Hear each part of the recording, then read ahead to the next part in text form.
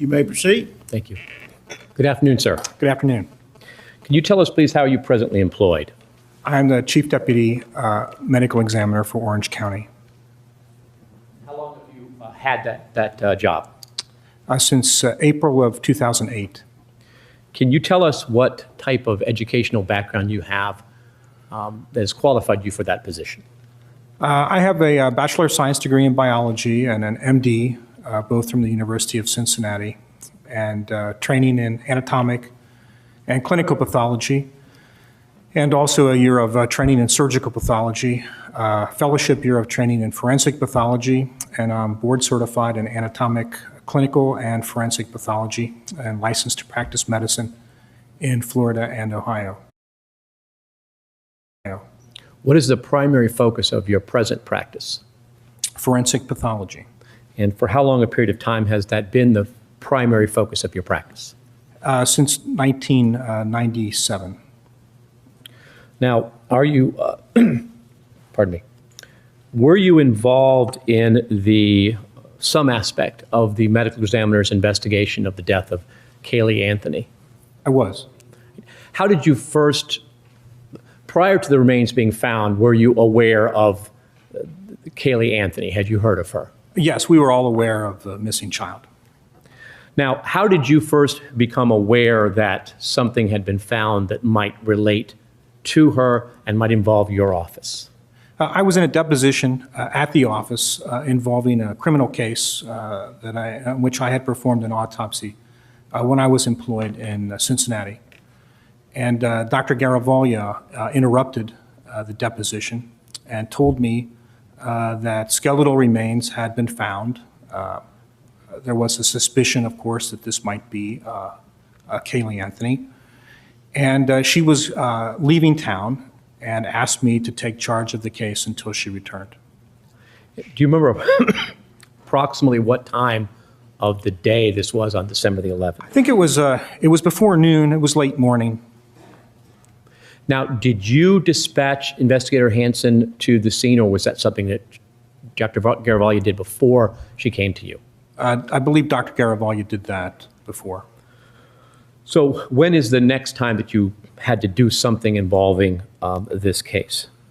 Well, I had contact with Investigator Hansen while he was at the scene, and he reported to me in general what he had found, and that he would be bringing back some of the items that had been found.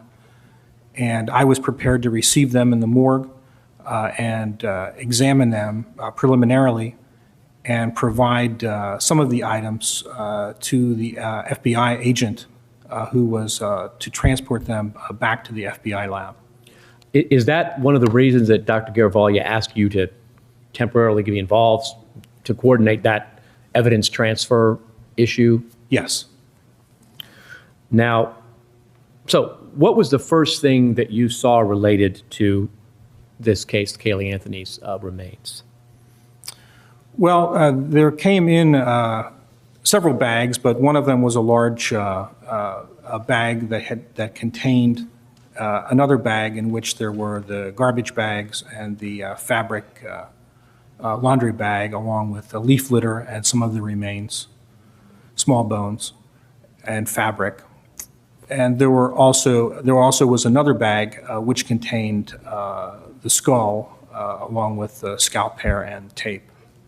Did you, during your examination of these various items, did you direct that photographs be taken or take them yourselves of the appearance of various items? Yes. This time, Your Honor, I'd like to show the witness states CM for identification.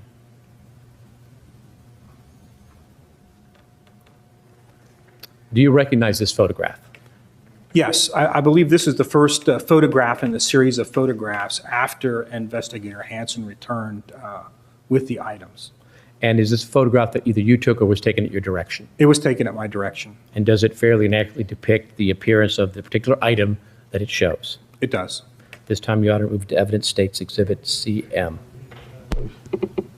Just a second. No objection, Your Honor. Be received in evidence that states numbered. May I publish? You may publish. All right, Doctor, as soon as this comes up. Now, can you just tell us, just from looking into this, what you see or what we should take note of? Well, there are, I don't know if you can tell from this photograph, but there are two plastic garbage-type bags with yellow handle ties. They're partially torn, and they're sort of admixed with leaf litter and debris. And laying right on top is a long bone, a leg bone. Okay. Investigator Hansen told me that that was near the bag, and he just placed it on top of there. Let me just ask Mr. Perez to zoom in on the portion I've just indicated so the jury can see it a little bit better, and I'll remove the annotation.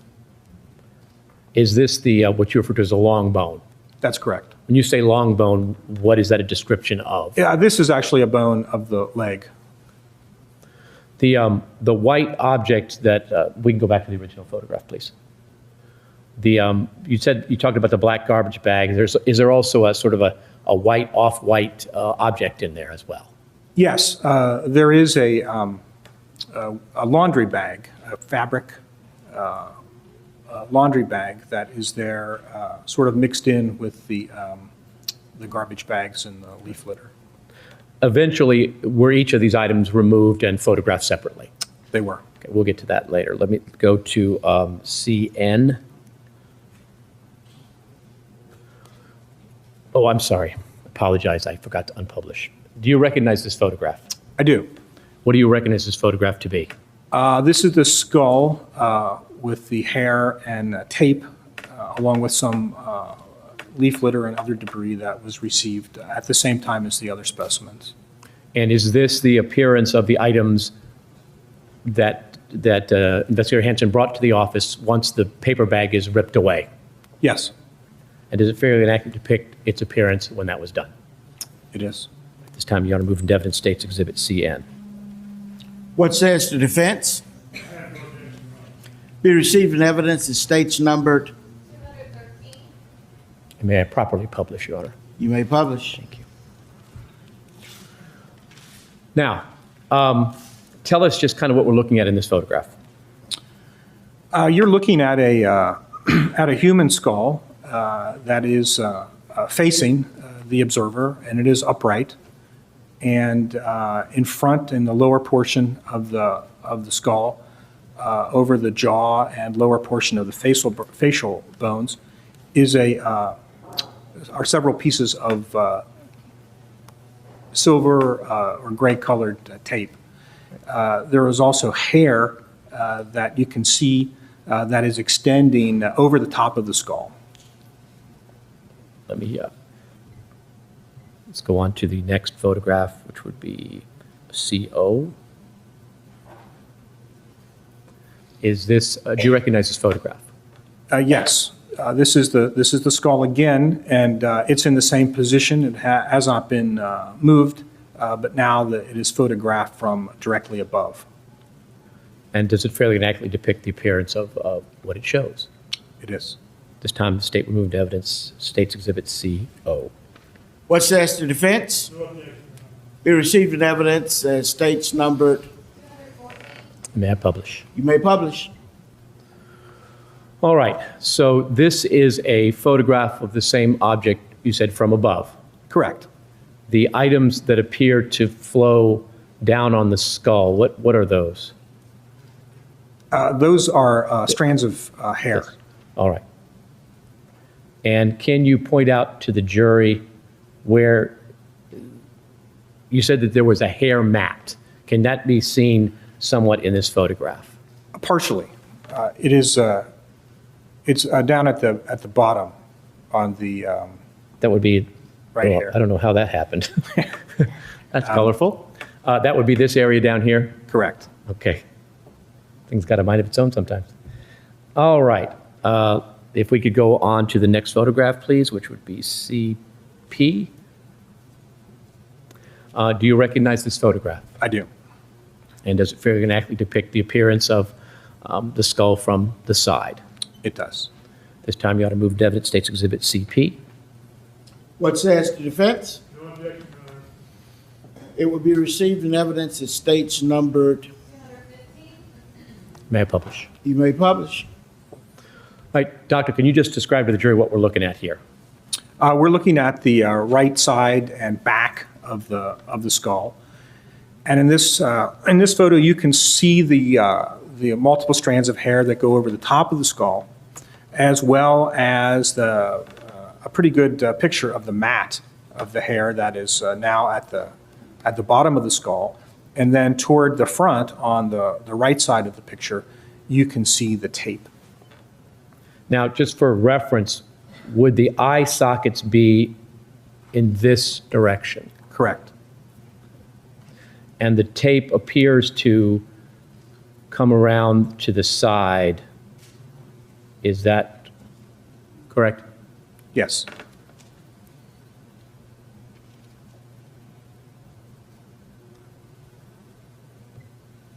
If we could go on to the next photograph, please. State's Exhibit CQ. Do you recognize that photograph? Yes. And what does that photograph fairly and accurately depict the scene as you saw it? It does. This time you ought to move to evidence, State's Exhibit CQ. Be received in evidence the states numbered. May I publish? You may publish. Now, what are we looking at here? We're looking at the skull again. At this time, it's more of from the rear and the left side. And there's several adherent leaves and some twigs that are sort of obscuring the view of the skull. But you can see that there is, you can see that hair mat that is on the right side of the skull, partially obscured by that large leaf. Now, your screen is also a telestrator, so if you want to put your finger on the screen, you can circle the hair mat that you're referring to. You can see the hair mat is here. Now,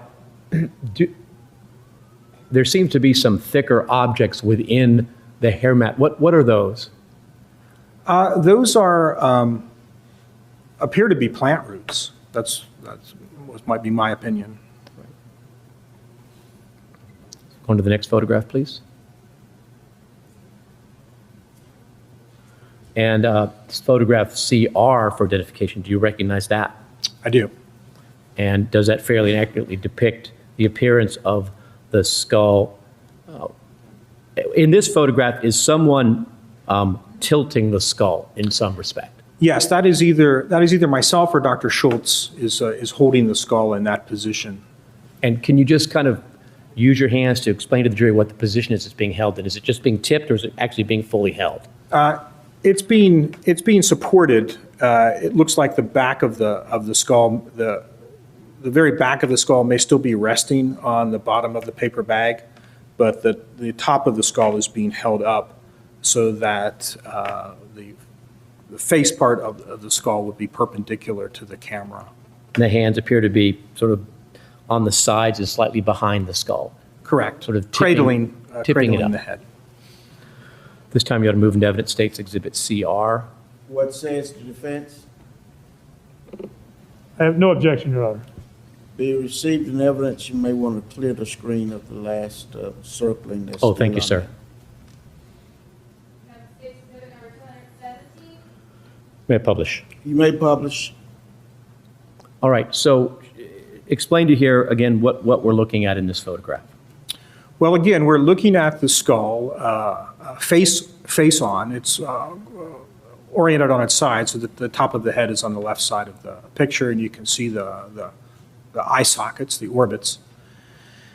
And then the next thing you see is the hair that's covering the skull to the. Doctor, let me stop Right for a here. second. Can we rotate this picture so that it's oriented better? Okay, I think that might be that's a little easier bit, for us to work with. Go ahead. So you can see the hair here is partially covering the orbits or the eye sockets.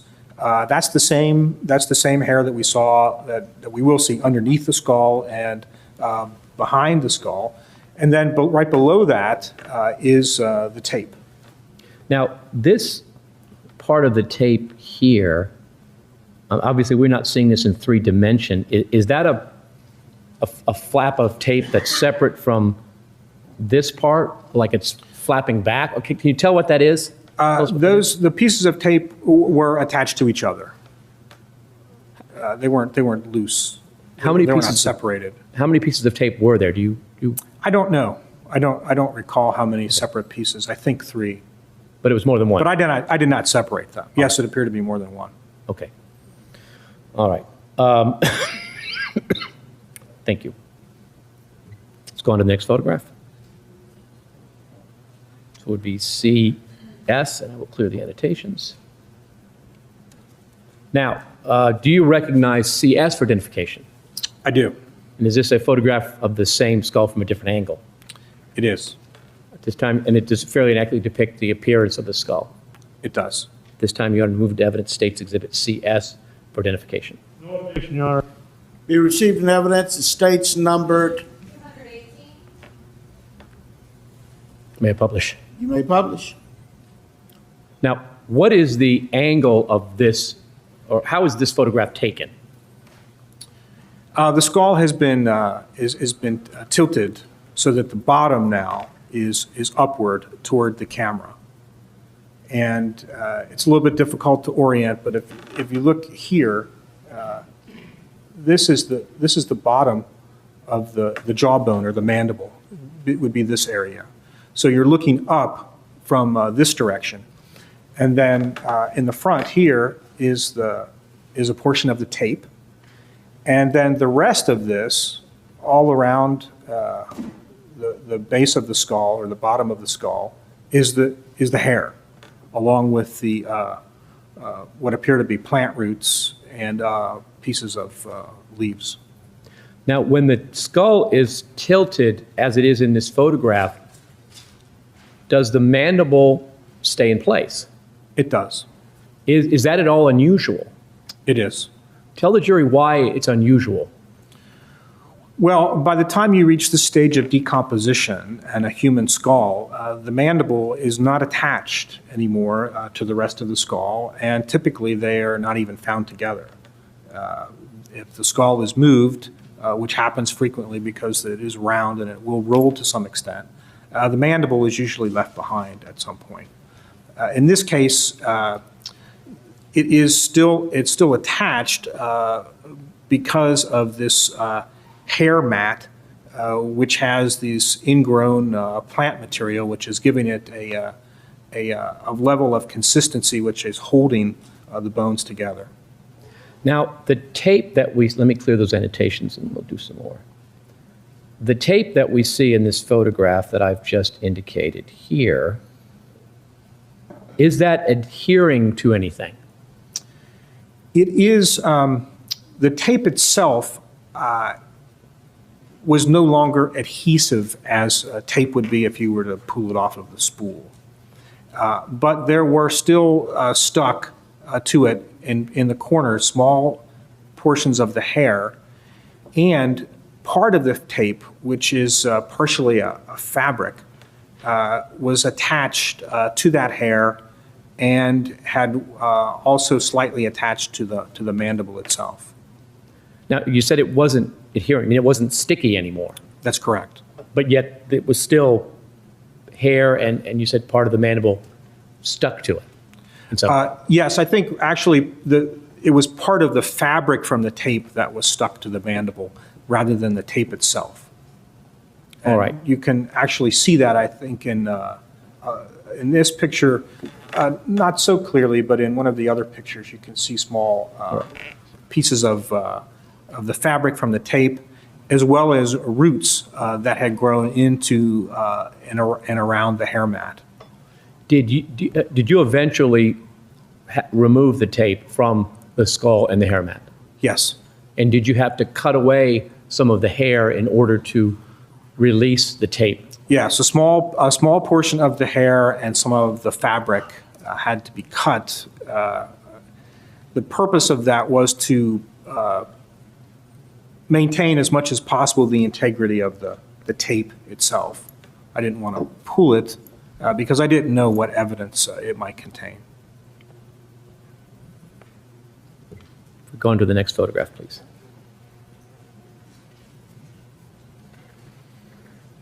This would be CT for identification. Did you recognize this, sir? I do. Is this a photograph, another photograph of the skull with the mandible removed and the tape removed? It is.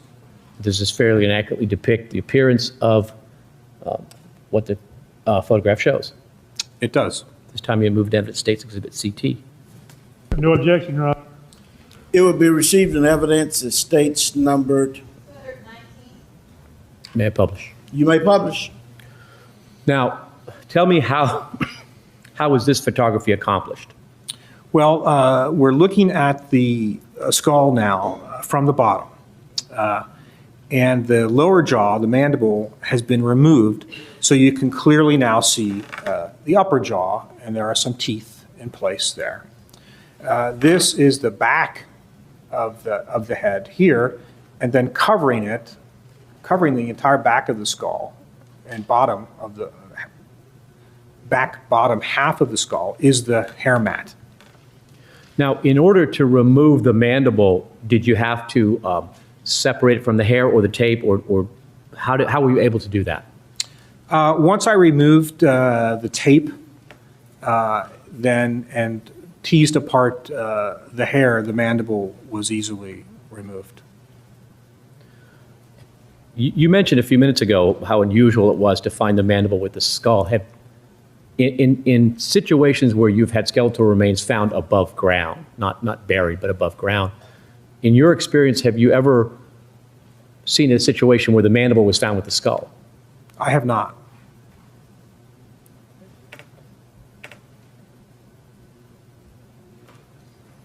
In this particular photograph, pardon me, on the right side of the photograph, all of this leaf debris, is that what was underneath the skull, or is that what was around the skull? Or can you differentiate? Well, the skull was sitting on that when it was in the paper bag. All right. Where it was when it was in the field, I can't say. So that, at least when it was delivered to you, it was under the skull? Correct. Okay. Next, please. This would be State's Exhibit CU for identification. I believe we've now gone back a step a little bit where the manual and tape are still there. Do you recognize this as a photograph of a portion of that examination of the skull, the tape, and the hair? And does it fairly and accurately depict what it shows? It does. This time you ought to move into State's Exhibit CU. Be received in evidence as states numbered. May I publish? You may publish. Right now, as I said, this is actually going back in time a bit before the tape and the mandible were removed, so it's before the last photograph we saw, but tell us what we're looking at here. Well, now we're looking at the skull again, and it's sort of been, it's now tilted down on its left side, and this right here is the right side of the lower jaw, or the mandible here. So we're looking sort of this direction. And here, what we're doing is we're lifting the tape to show how the fabric backing of the tape is actually partially attached to that lower mandible. And also... Let me stop for a second. Let me have Mr. Perez magnify. Mr. Perez, if you could magnify this area for me, please, approximately. All right, let me get rid of the annotation. I thought that might be easier for you. Go ahead. Yes, you can see the little strands of the fabric, which is coming from the tape, and it is sticking into the mandible. And then over on the left side of the picture, there is a little bit of hair that is also still adherent to the tape. Now, by these strands, do you mean I'm sort of getting next to them? This? It's over here, I believe. Oh my goodness, what how just that happened? Hold on. Sometimes this thing has a mind of its own. This, and is there another one? The fabric? Yeah. Well, all of this is the Oh, okay. fabric. All of that. And so some of this is actually adhering to the bone of the mandible? It is lightly adhering. Okay. There are also, mixed in with this are plant roots, which you can see here and here. And the route you just mentioned, it seems, does it basically go sort of under the tape and then come out and around this?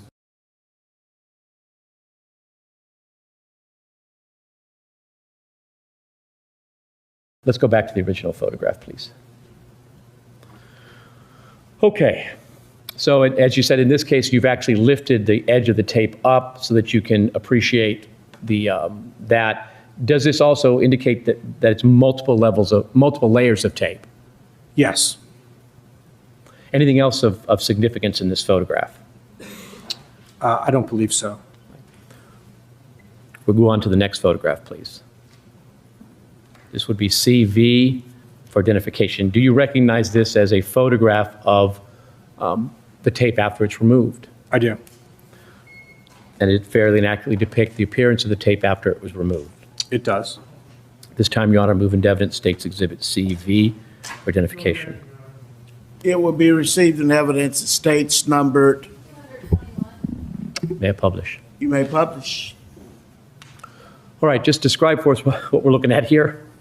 Well, this is what the tape looked like after I separated it from the rest of the remains. And it is the gray or silver tape, and you can see that there's been quite a bit of separation of the layers of the tape, and much of the fabric backing is completely separated from the tape itself. By the fabric backing, do you mean this, an example being this part I've just circled? Yes.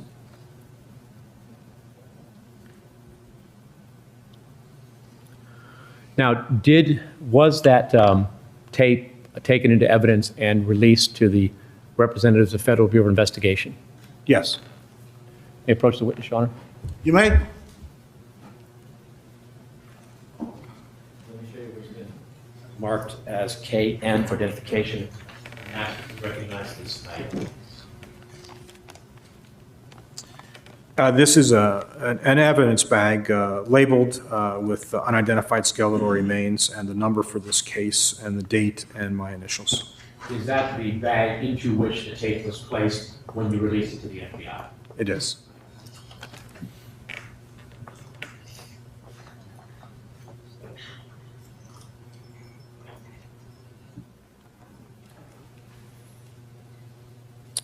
We could have the next photograph, CW. And do you recognize State's Exhibit CW? I do. And is that a close-up photograph of a emblem that appeared on the tape? It is. And is a true and accurate photograph of its appearance when you had it photographed? It is. This time you've moved to evidence State's Exhibit CW. No objection, Your Honor. Be received in evidence. It states numbered. 222. May I publish? You may publish. Yes, sir. This is a photograph of a label on the tape. Yes, it is. And it was this label clearly visible on the tape even in its deteriorated condition? It was.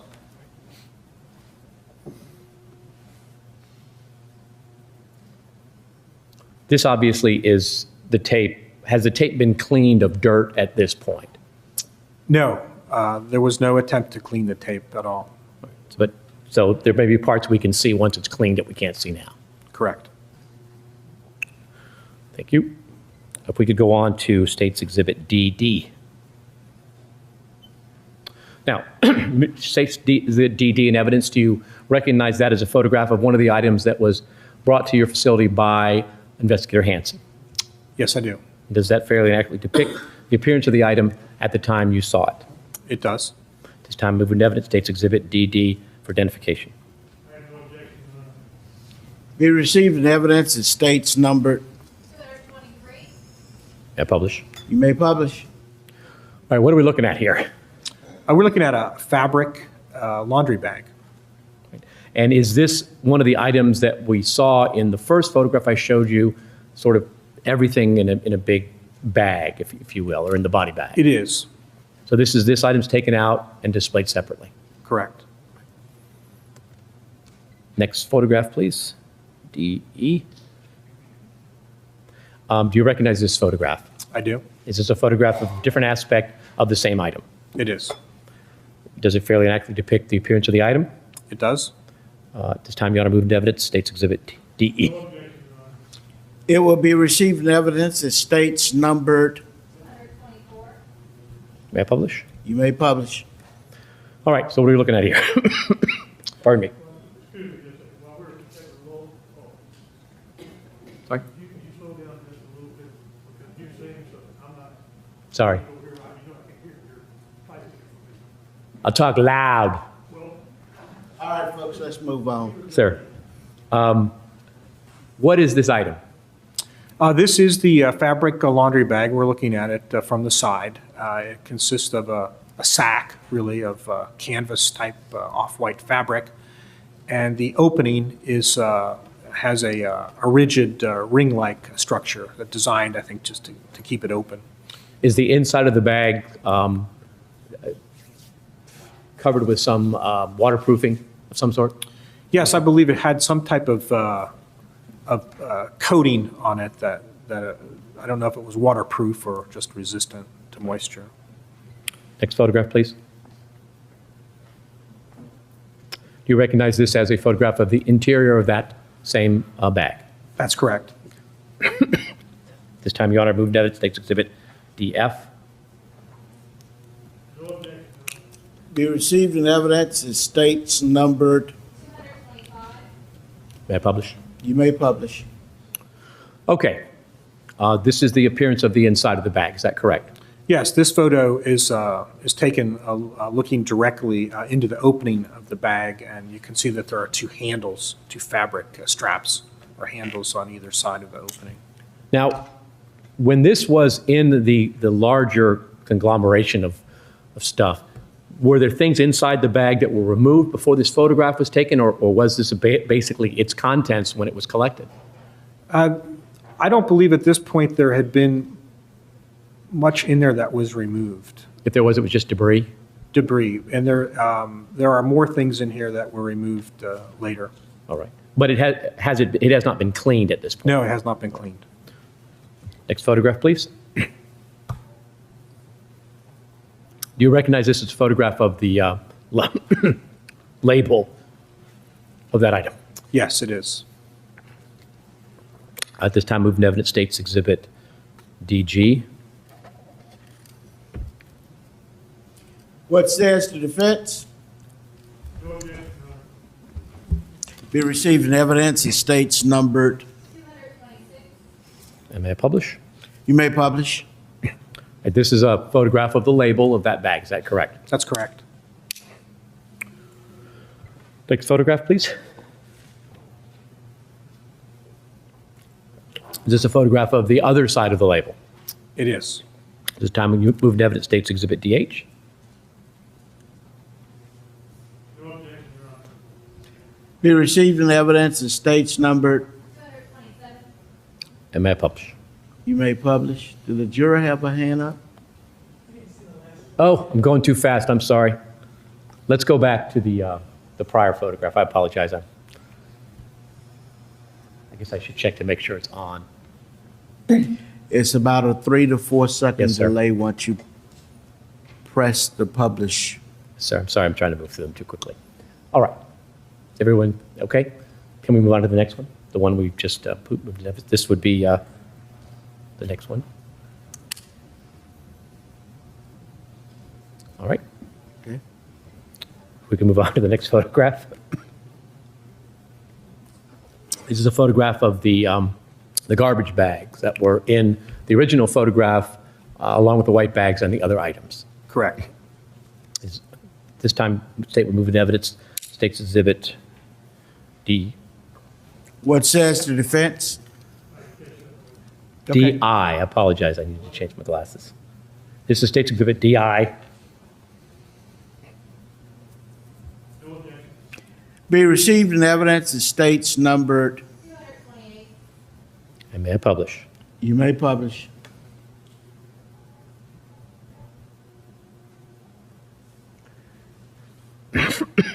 And this is the garbage bag that was in with the white bag and the other items. Correct. Now, this particular item appears here to be, what was the condition of that? Is it knotted? Is it loose? What's the condition? It's tied. It's closed.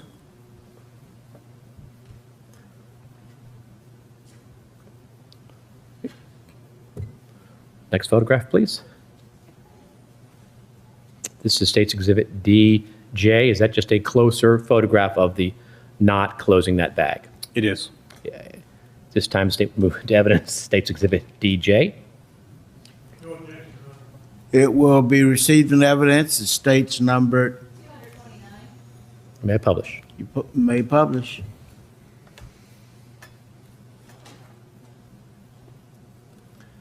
And again, if you just kind of put a little circle around the area where the knot appears in the bag.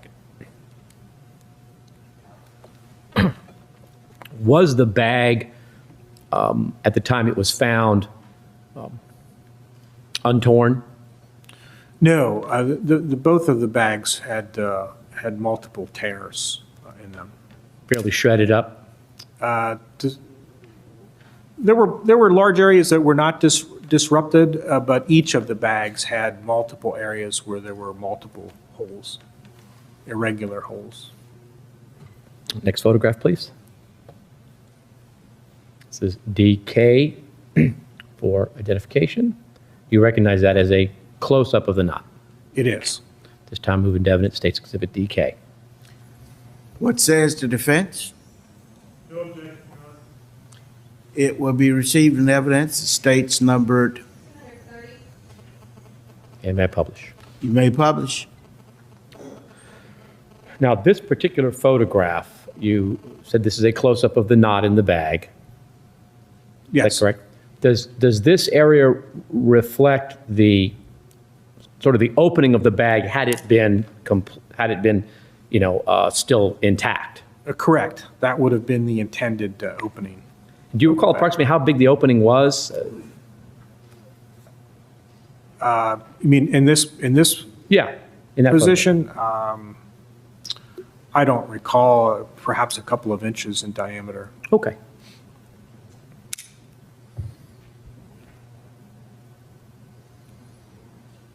Next photograph, please. And do you see DL DL for identification? Do you see photograph DL for identification? I see it. And what is this photograph of? This is a plastic bag, again, plastic garbage bag. Is this a second bag that was in the same large grouping that that investigator Hansen brought?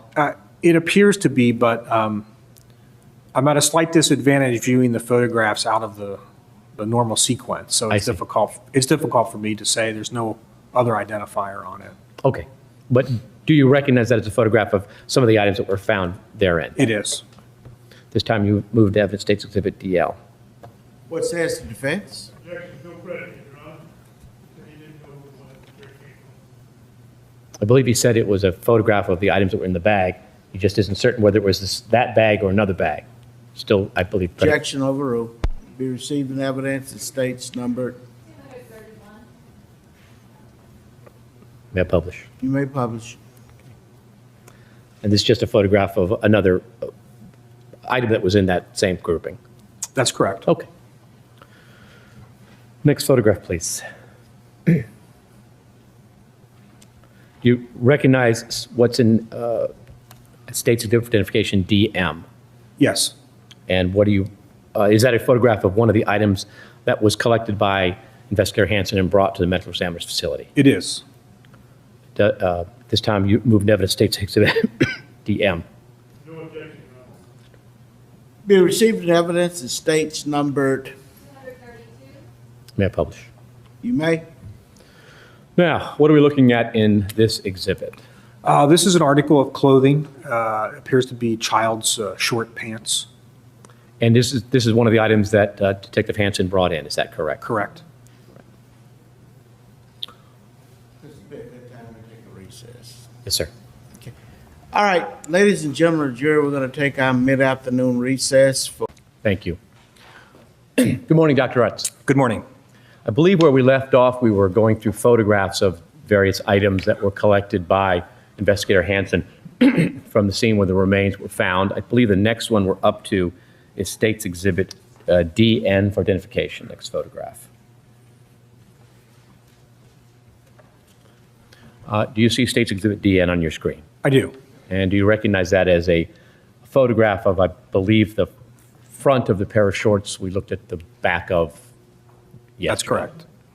And does it fairly and accurately depict the appearance of those items? It is.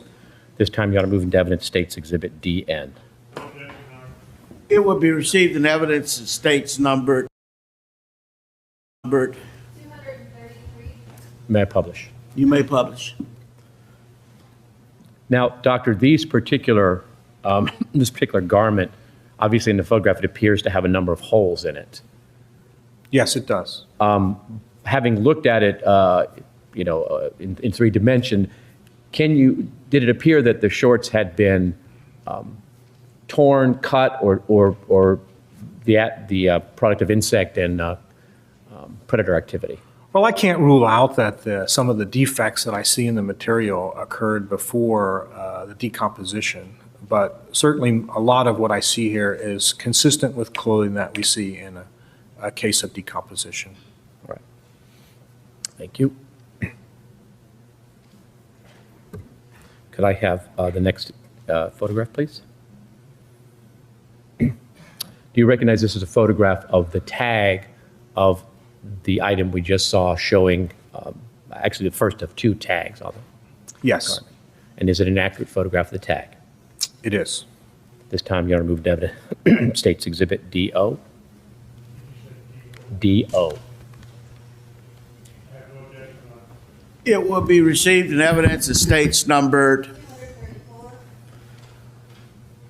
May I publish? I'm sorry. You may. This just shows the maker's label off the shorts. Is that correct? That is correct. Circo. Yes, You shop at Target much? Not for kids' clothes, huh? and not usually. Okay. All right, let's move on to the next one. Next one, please. DP. Is this a photograph of just another aspect of the tag, sort of the second tag? It is.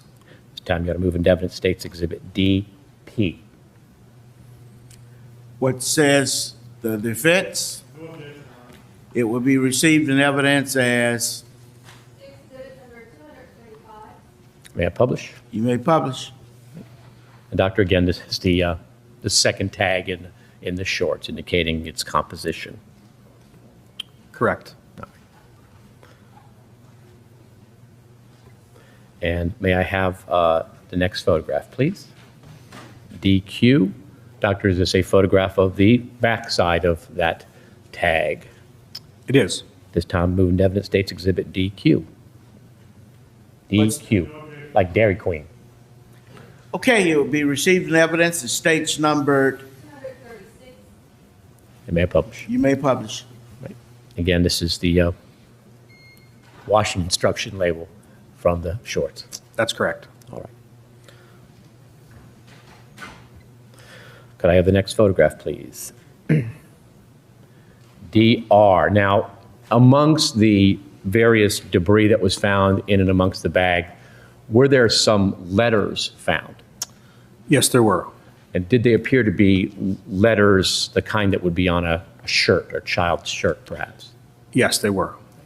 Did you attempt to sort of reconstruct them in a manner that made words? To some extent. Okay, something. And is it what this is, a photograph of those letters put together in a way that made words that seemed to make sense? That's correct. This time you want to move into evidence State's Exhibit DR. Be received in evidence as states numbered. 237. And may I publish? You may publish. Your Honor, at this time I'd like to publish in split screen State's Exhibit 13 in evidence.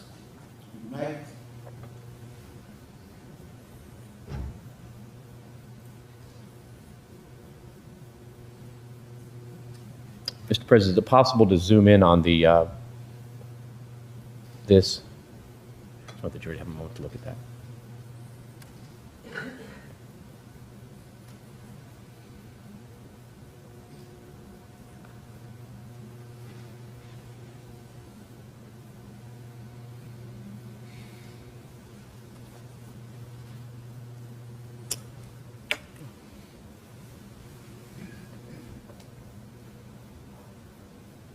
everyone finished? Okay. All right. Let me just give me just a single screen of the next exhibit in our order. Doctor, do you recognize this photograph as a photograph of the remnants of a shirt, for lack of a better word, that were found amongst the debris that Mr. Hansen brought in? Yes, I do. And it shows the tag. Yes. This time moving to evidence, States Exhibit DS for identification. Be received in evidence the states numbered. 238.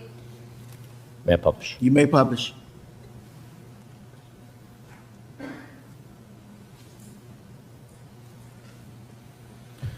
Right. May I have the next exhibit, please? DT. This is a photograph of the tag of that, a close-up of the tag on the item we just saw. Is that correct? That is correct. Time moving to evidence, States Exhibit DT. No objection, Your Honor. Be received in evidence the states numbered. 239. May I publish? You may publish. In this photograph, Doctor, we can see the size of 3T on this photograph. Is that correct? Correct.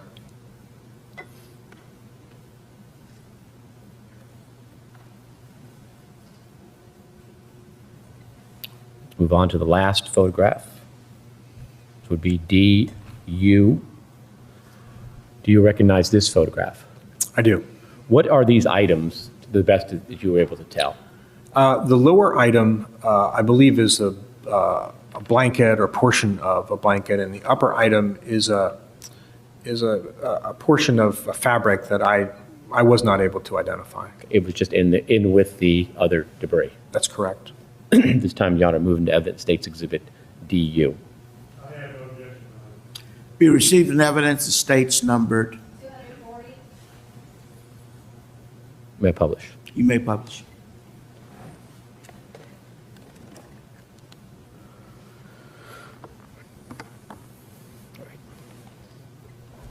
Now, Doctor, once you completed this initial examination and photographing of all these different items, I believe you may already ask about this last again, the tape that you identified yesterday, was that released to the FBI to be sent to the lab for analysis? It was. At what point did your active involvement in this investigation end? I think shortly after the initial examination, I did have some limited involvement in Dr. Garibaldi's examination. Would have been probably on the following Monday. And I had two visits, I believe, to the recovery scene over that weekend. But after that, my involvement was approximately the same involvement that someone else in the office would have had. It was Dr. Garibaldi's case. When was it that she returned and effectively took back responsibility for the case? I believe she returned Friday afternoon, And that the 11th was what day of the week? Thursday. Thursday. So she would have the following day in the afternoon. I believe so, yes. And from then on, was your involvement just sort of assisting or perhaps seeing what was going on? Correct. That kind of thing. No further questions, Your Honor. Cross-examination. Morning, Doctor. Good morning. Let's see, you are a board-certified medical examiner, are you? Forensic pathologist. Forensic pathologist. What does that mean? What does board certification mean, or what No, does? what does forensic pathologist mean? Well, pathology is, in its simplest form, it means the study of disease.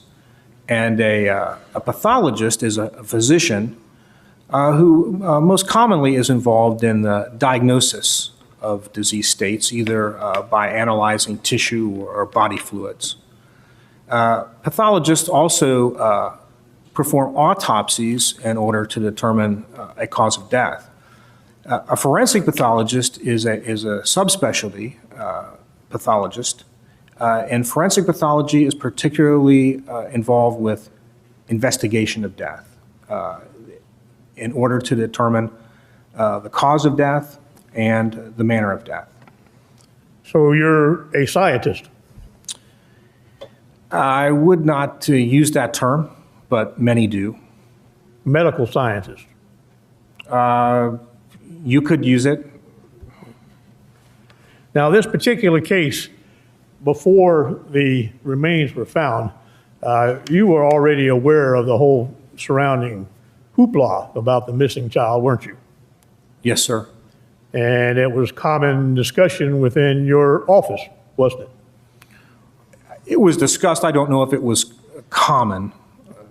You knew that the media was clamoring all over the place about this case, didn't you? Yes, but before there's remains are found, the medical examiner's office really is a spectator.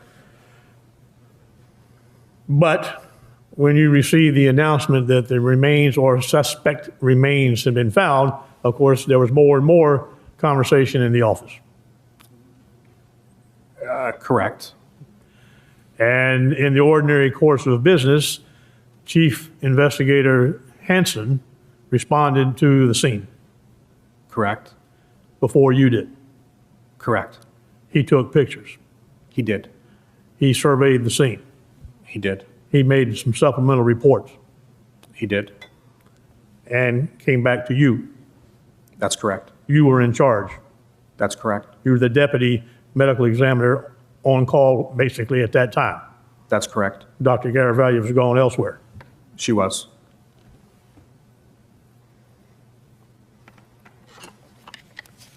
Dr. Garavaglia came back into town and took over the case, didn't she? That's correct. You know why? At the time, I believe that she felt that it was important for her to be involved because she had a very good working relationship with the law enforcement and also the ancillary personnel that would be needed in the case. And I was relatively new in the office, and I did not have that relationship.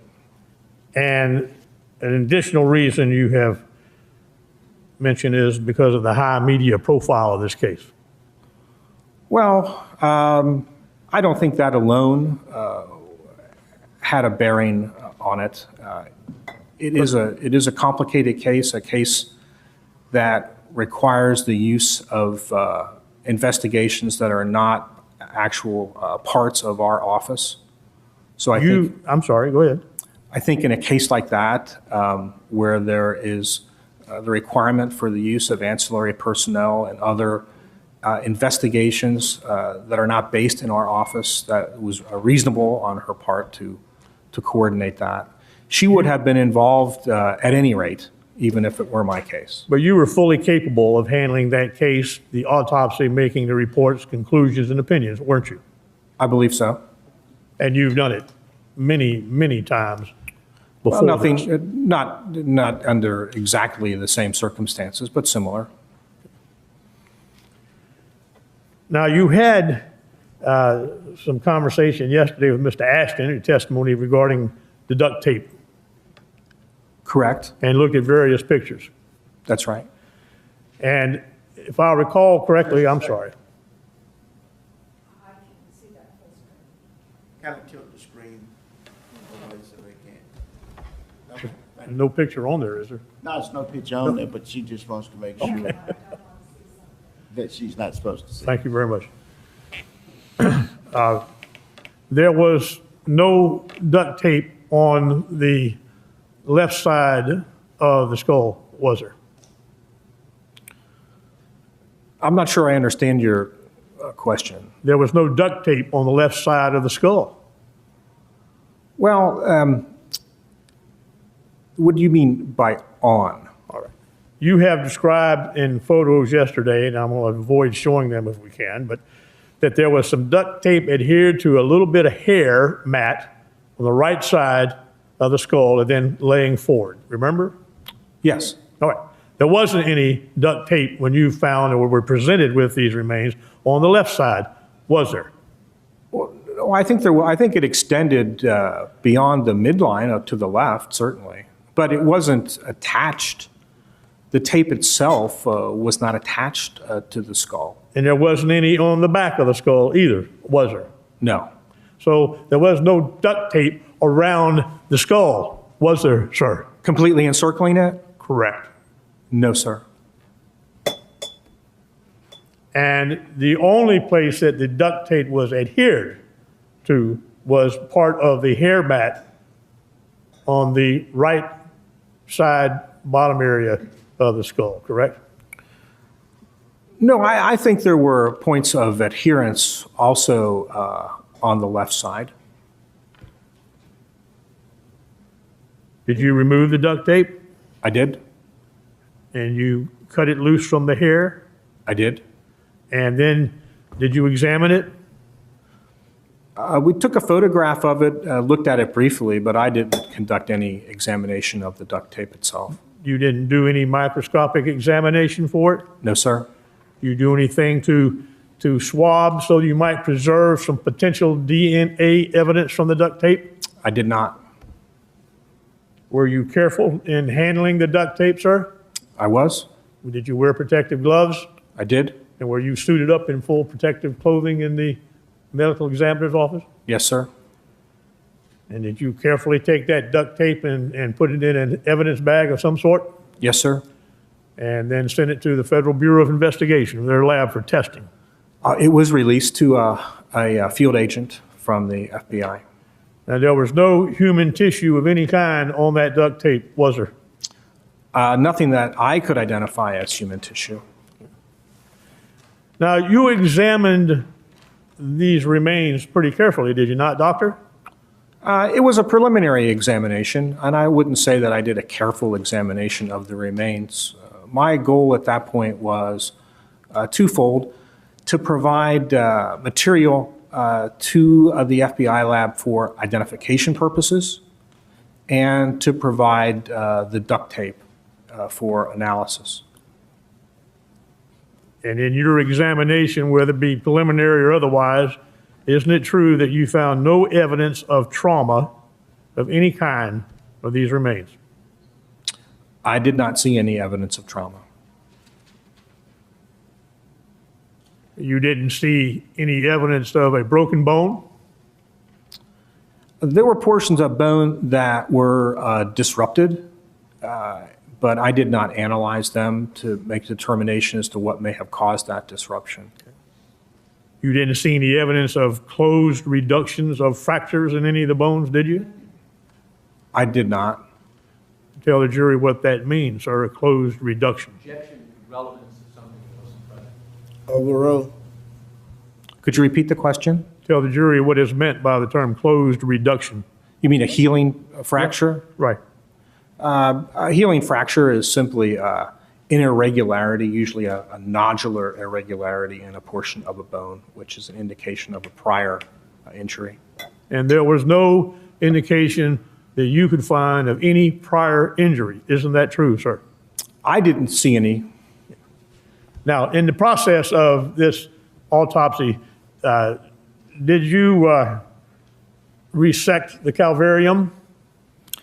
I did not. Would you tell the jury what that means, please, sir? I suppose that you're referring to cutting through the bone of the skull and removing the top of the skull, or the calvarium. That was not done in your presence, or to your knowledge, was it, sir? It was not done.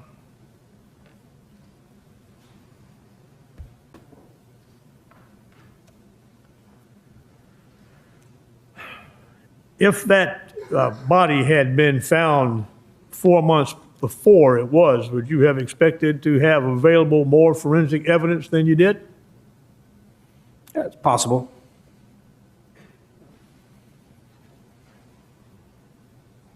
Mr. Ashton asked you about and showed pictures of various items of clothing, Correct. all of which you recovered from one of the bags or some of the bags that were brought to you. Yes, sir.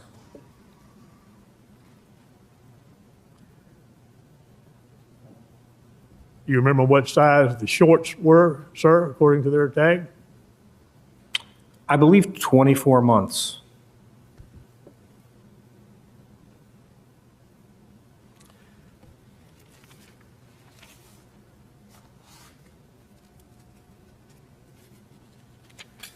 Were you involved in any of the decisions to seek further expert examinations of these remains? No, sir.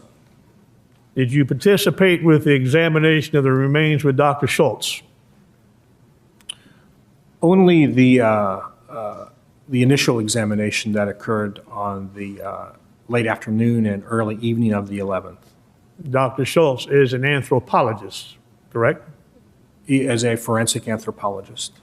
He works at the University of Central Florida, Correct. PhD. Yes, sir.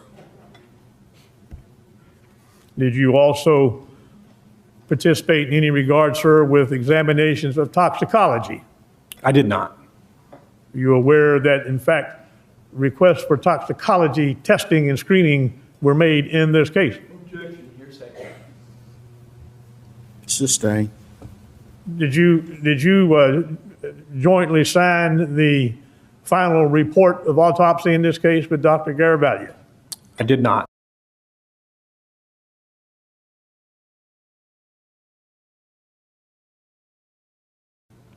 He is a toxicologist. Did you have any involvement with Dr. Goldberger in connection with this case? I did not.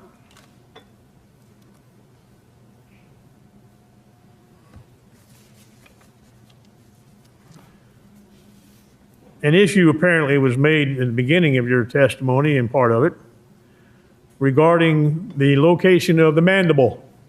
Recall that? Yes. Recall looking at pictures of the mandible, Yes. meaning the bottom jaw? Correct. And I recall you said it was held in place by the hair and roots as shown in the photographs. Is that correct, sir? Yes.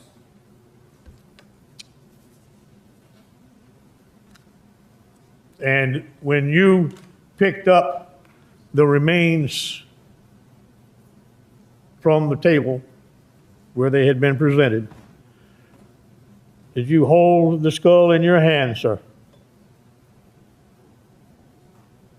Yes. And the mandible didn't fall off, did it, sir? It did not.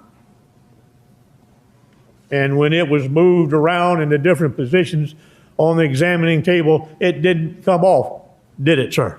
It did not.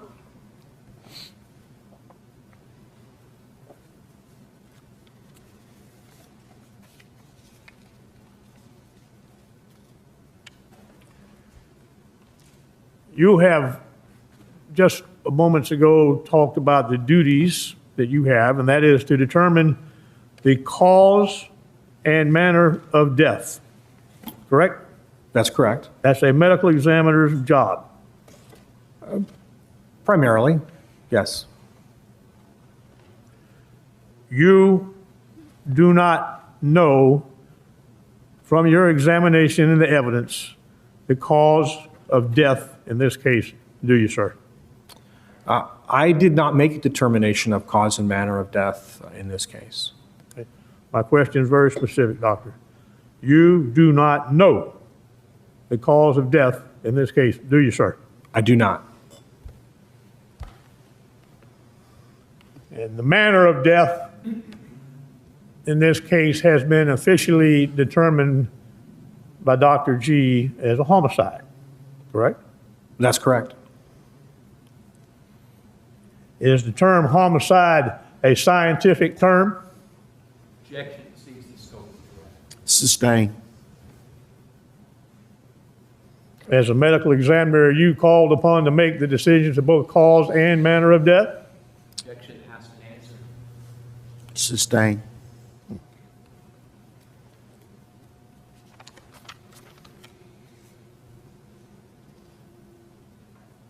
You have not rendered an opinion as to the manner of death in this case, have you, sir? I have not. May I have just a moment, Your Honor? You may.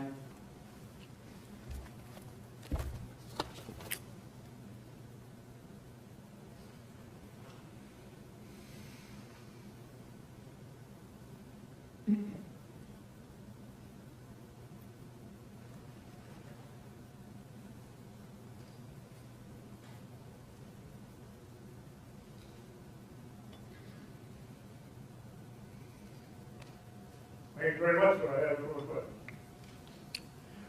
Any reader regret? We have published State's Exhibit 218, which was CS for identification. May I publish that to the jury? It's in evidence, Your Honor. You may. Doctor, we looked at this photograph before. Mr. Mason has, which side of the head or face is this? That is the left. That's the left side. Correct. So that is what you were referring to about the tape going on the left side as well as the right. Yes. Could I have publish State's Exhibit 220 CU in evidence? And this is you described where the tape is being lifted up. What side of the face is conveniently circled again? Right side. Right side. So this shows the tape on both the left side and the right side. That's correct. Nothing further. Thank you. Okay, may the witness be excused. You said, may the witness be excused. Yes. Okay. How are you employed? Excuse me? How are you employed? What do you do? Oh, I'm an associate professor of anthropology at the University of Central Florida. And how long have you held that position? I started at UCF 2003 as an assistant professor and was promoted 2009, 2010. And in what department do you work? Anthropology? Do you have a subspecialty within the field of anthropology? Yes, through my education, my specialty would be forensic anthropology, forensic archaeology. Okay. Can you just give us some of your educational background Sure. in that field that led you to your present position? My undergraduate degree is from State University of New York at Stony Brook. He had degrees in anthropology. Let me ask you, for benefit of the court reporter, slow down just a little bit. Okay, no problem. You tend to talk just a little bit Yes. fast. All right. My undergraduate degree is from the State University of New York at Stony Brook. The degree is in anthropology. My focus was biological anthropology. I have a master's degree in human biology from University of Indianapolis. For that program, we focused in human anatomy, skeletal anatomy, forensic archaeology, as well as taphonomy. I have a PhD from the University of Florida in anthropology.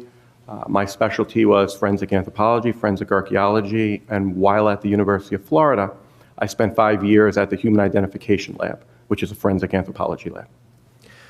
Tell, if you will, what the difference is between forensic anthropology and forensic archaeology. Okay. As a forensic anthropologist, my specialty in that area would be study of the human skeleton. So we have courses in human anatomy, human skeletal anatomy, human variation, other types of biological courses. For a forensic Sure. The whole answer? Sure. Okay. Yeah, Okay, no problem. Sorry about that. that's all right. We'll remind you. Okay. You're not the first. Can you please repeat the question? My God, I can't remember it. I think I was just asking you the, Between Yes.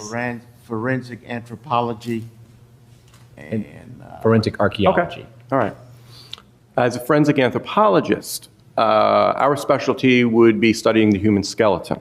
As a forensic archaeologist, we would have a specialist dealing with going out to the field, working with law enforcement, collecting skeletal remains, interpreting taphonomy at the site. Within the definition of forensic anthropology, locating and recovering human remains is part of that definition. I also include myself as my specialty because my research area has specifically been in forensic archaeology and field methods. And you used a term called taphonomy. What is Yes. taphonomy? Taphonomy is studying what happens after a body's been, after death. So that could be studying changes to the skeleton itself, but changes how the skeleton may have been dispersed at a site. All right. You mentioned that you spent 5 years at the Human Identification Laboratory. Could you explain ladies and gentlemen of the jury, what that is, Okay. what they do there. There are a number of prominent PhD programs in forensic anthropology in the United States, where they have laboratories where they do numerous cases. So the lab at the University of Florida is known specifically for providing a service throughout the state of Florida to medical examiners, even the state archaeologists, that when there are skeletonized remains, they can be sent to that lab and analyzed. And so as a graduate student, that's a wonderful place to go to school because there's a continuous flow of skeletal cases, and that would be part of our training as a graduate student. So you actually get cases from all around the state of Florida that come through the laboratory at Yeah, Gainesville. most of the state, there are more people now that work in the state, some of which have come out of that lab that may be doing some of those localized areas, but that state deals primarily with the University of Florida. And who did you study under at the... While I was at the University of Florida, I studied with Dr. Anthony Falsetti was my dissertation advisor, and Dr. Michael Warren was also in residence there while I was a graduate student. Is there a particular area in forensic archaeology that you specialize in? Yeah. My specialty, would be detecting human remains. My dissertation involved using ground penetrating radar, which is a tool used in archaeology. It's also used in many other areas, and it's a remote sensing tool, non-invasive. So we're going to use the tool to try to locate changes in the ground. And one change in the ground could be a burial at a cemetery. It could be an archaeological site. It can also be a possible grave. So my dissertation and the research I continued at UCF has involved using remote sensing tools, particularly GPR. All right. Now, when you came to work at UCF, did you enter into a working relationship with the medical examiner, the District 9 medical examiner? Yes. When I first arrived at UCF, I was making contact with the local community to continue doing forensic work. As part of a professor, it's expected at UCF, UCF's a metropolitan university, we are expected to work with the community. And all of the professors I've worked with have worked with the community. So it's something that would be expected from us. So I made contact with the medical examiner as well as the sheriff's department. And I was able to start doing skeletal cases and assist with recoveries on an as-needed basis. Now, prior to your coming to UCF and making yourself available to the local law enforcement agencies, was there a local forensic anthropologist working here, or did they have to call people from Gainesville? Dr. Dupre is a biological anthropologist at the university. She's primarily bioarchaeologist. She studies skeletal remains from archaeological contexts. I think she probably did. Oh, no problem. Sorry about that. All right. Dr. Dupre, who is primarily a bioarchaeologist, would also do some of the forensic work. I think she did a few forensic cases. And then I think they also had sent some cases to Gainesville. Okay. But there wasn't a local forensic anthropologist until you got here to fill that. But she was at the university, but she wasn't working with the scope of the types of cases that I do with the medical examiner. All right. So did you develop a relationship with the medical examiner's office where you would be their sort of on-call forensic anthropologist if they needed it? Yes, so I served as a local resource with them. So if skeletal remains were found, they could call me up and I could be readily available based on my schedule at the University of Central Florida. Now, around December the 11th of 2008, did you receive a notification from the medical examiner's office that your services might be needed? I received a phone call from Steve Hansen, and I think Dr. G had also called me that day. And did they inform you that there might be skeletal remains that you could assist in examining? Yes, I was called to ask if I was able to go to the scene that day to participate in the initial recovery. Now, were you present at the scene when the skull and the first bones that were found were actually removed? No, the first day I was not available. I was not available to go to the scene, excuse me. That was finals week at University of Central Florida. I had to do an osteology final, osteology study of the skeleton. and I had to make sure I had coverage for my final before I was actually able to leave. And by that time, I think everything had already been recovered. By everything, you mean the initial? Correct, stuff that was the found. initial, Okay. yes. Did you then go, so where did you go to start assisting in this investigation? I went directly to the medical examiner's office. All right. Now, when you arrived there, was the skull had it already arrived at the medical examiner's office? Do you recall? Honestly, I don't remember Okay. if the material was already there. What is your first recollection of seeing the skull or what it was contained in? Well, I remember looking in the bag and seeing the skull in the bag. Did see some duct tape. I did not want to interfere with the duct tape, so I essentially tore the corners of the bag to lay the bag flat so the skull was not handled in any way. All right. Were you present when the initial photography was done of the skull sitting in its position in the bag, once the bag is torn away? Correct, yes, I was there. So that was documented before it was moved in any way? Yeah, and that was documented. The initial, I was there when it was documented, and then X-rays were already, I don't remember when the X-rays were completed, since I was assisting, I was not in charge. And I do remember at one point during the photography process, I held the skull up so photographs could be taken of the underside of the skull itself. If we could publish State's Exhibit and Evidence 218.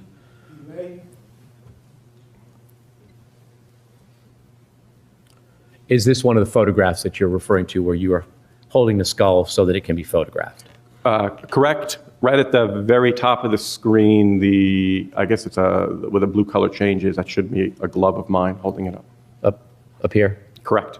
No, it didn't quite work, but we got it. We got the message. All right. And again, did you observe the things that are being photographed here as far as the position of the tape and the jaw and the hair mat, et cetera? Yes. Let's also look at 220, which is CU, was CU. Oh, I'm sorry, that was from that's okay, don't worry about it, don't worry about it. Now, with reference to the mandible, was the mandible still, is there a term of art called anatomical position within your field? Yes, well, anatomical position would be the normal position. If we're referring to the skeleton, the normal position the bones would be when somebody would be during life. All right. I'm going to have him talk about it a little bit. Now, was the mandible, when the skull came in close to anatomical position? Close. It was close. Okay. Okay. Was that surprising to you?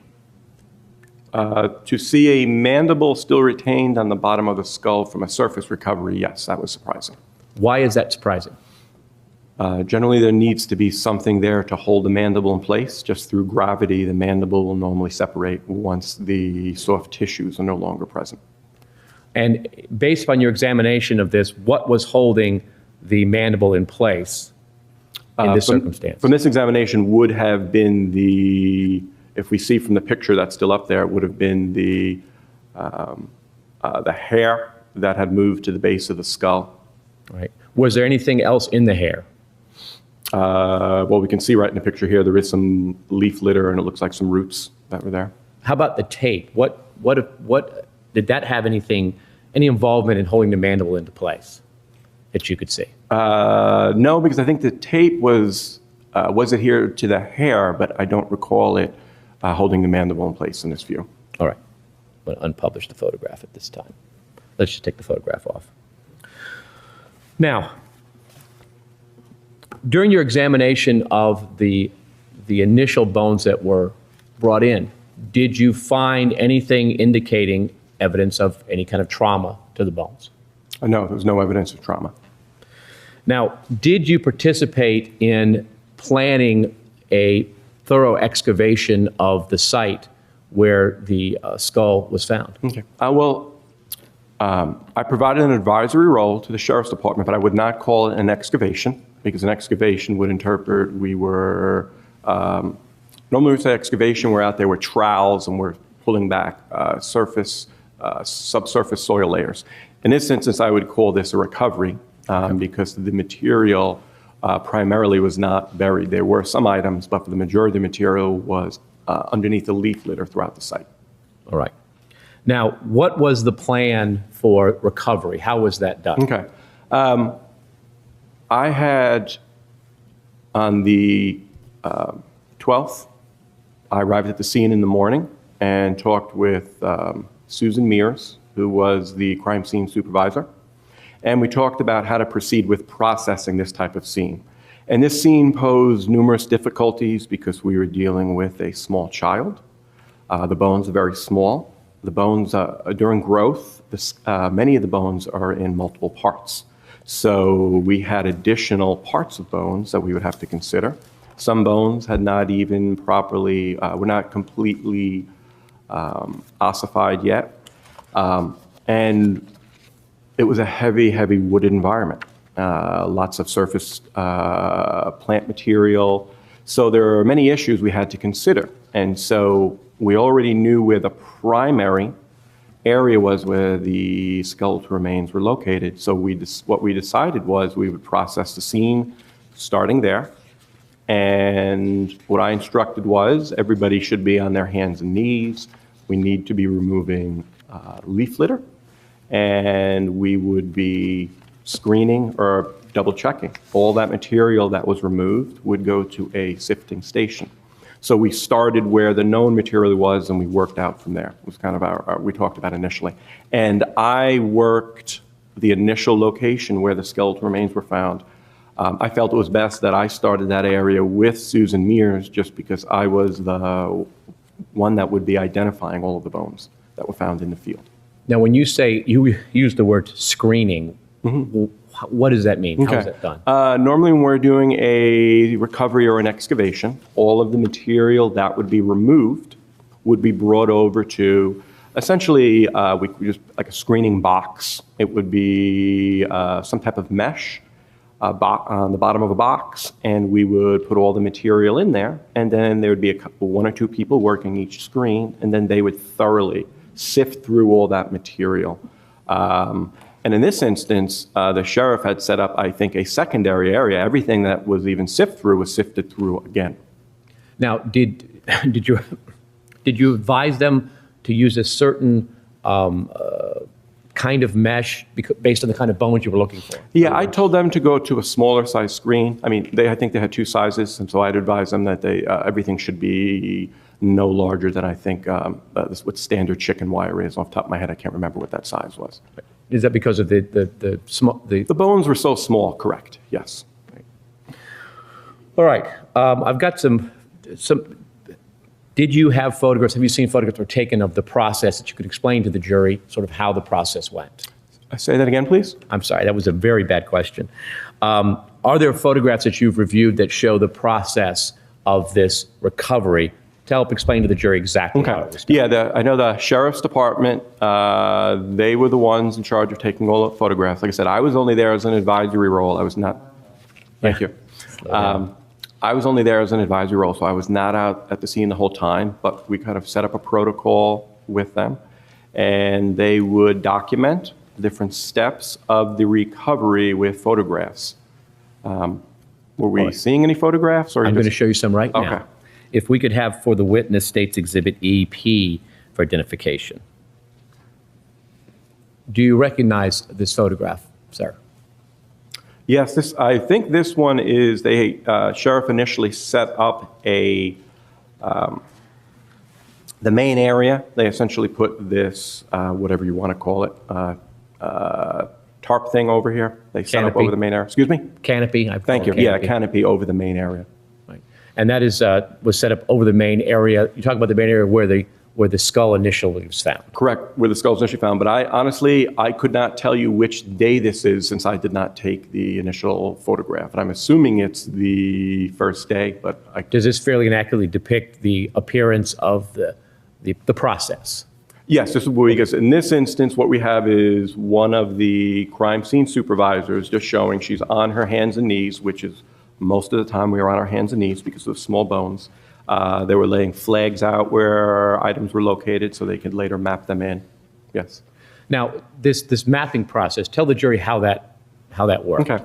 I was not in charge of the mapping process. Normally what we would want to do is document the spatial relationships of where the items are found in the field, evidence. In this instance, the Sheriff's Department was mapping in a material that was found in the field.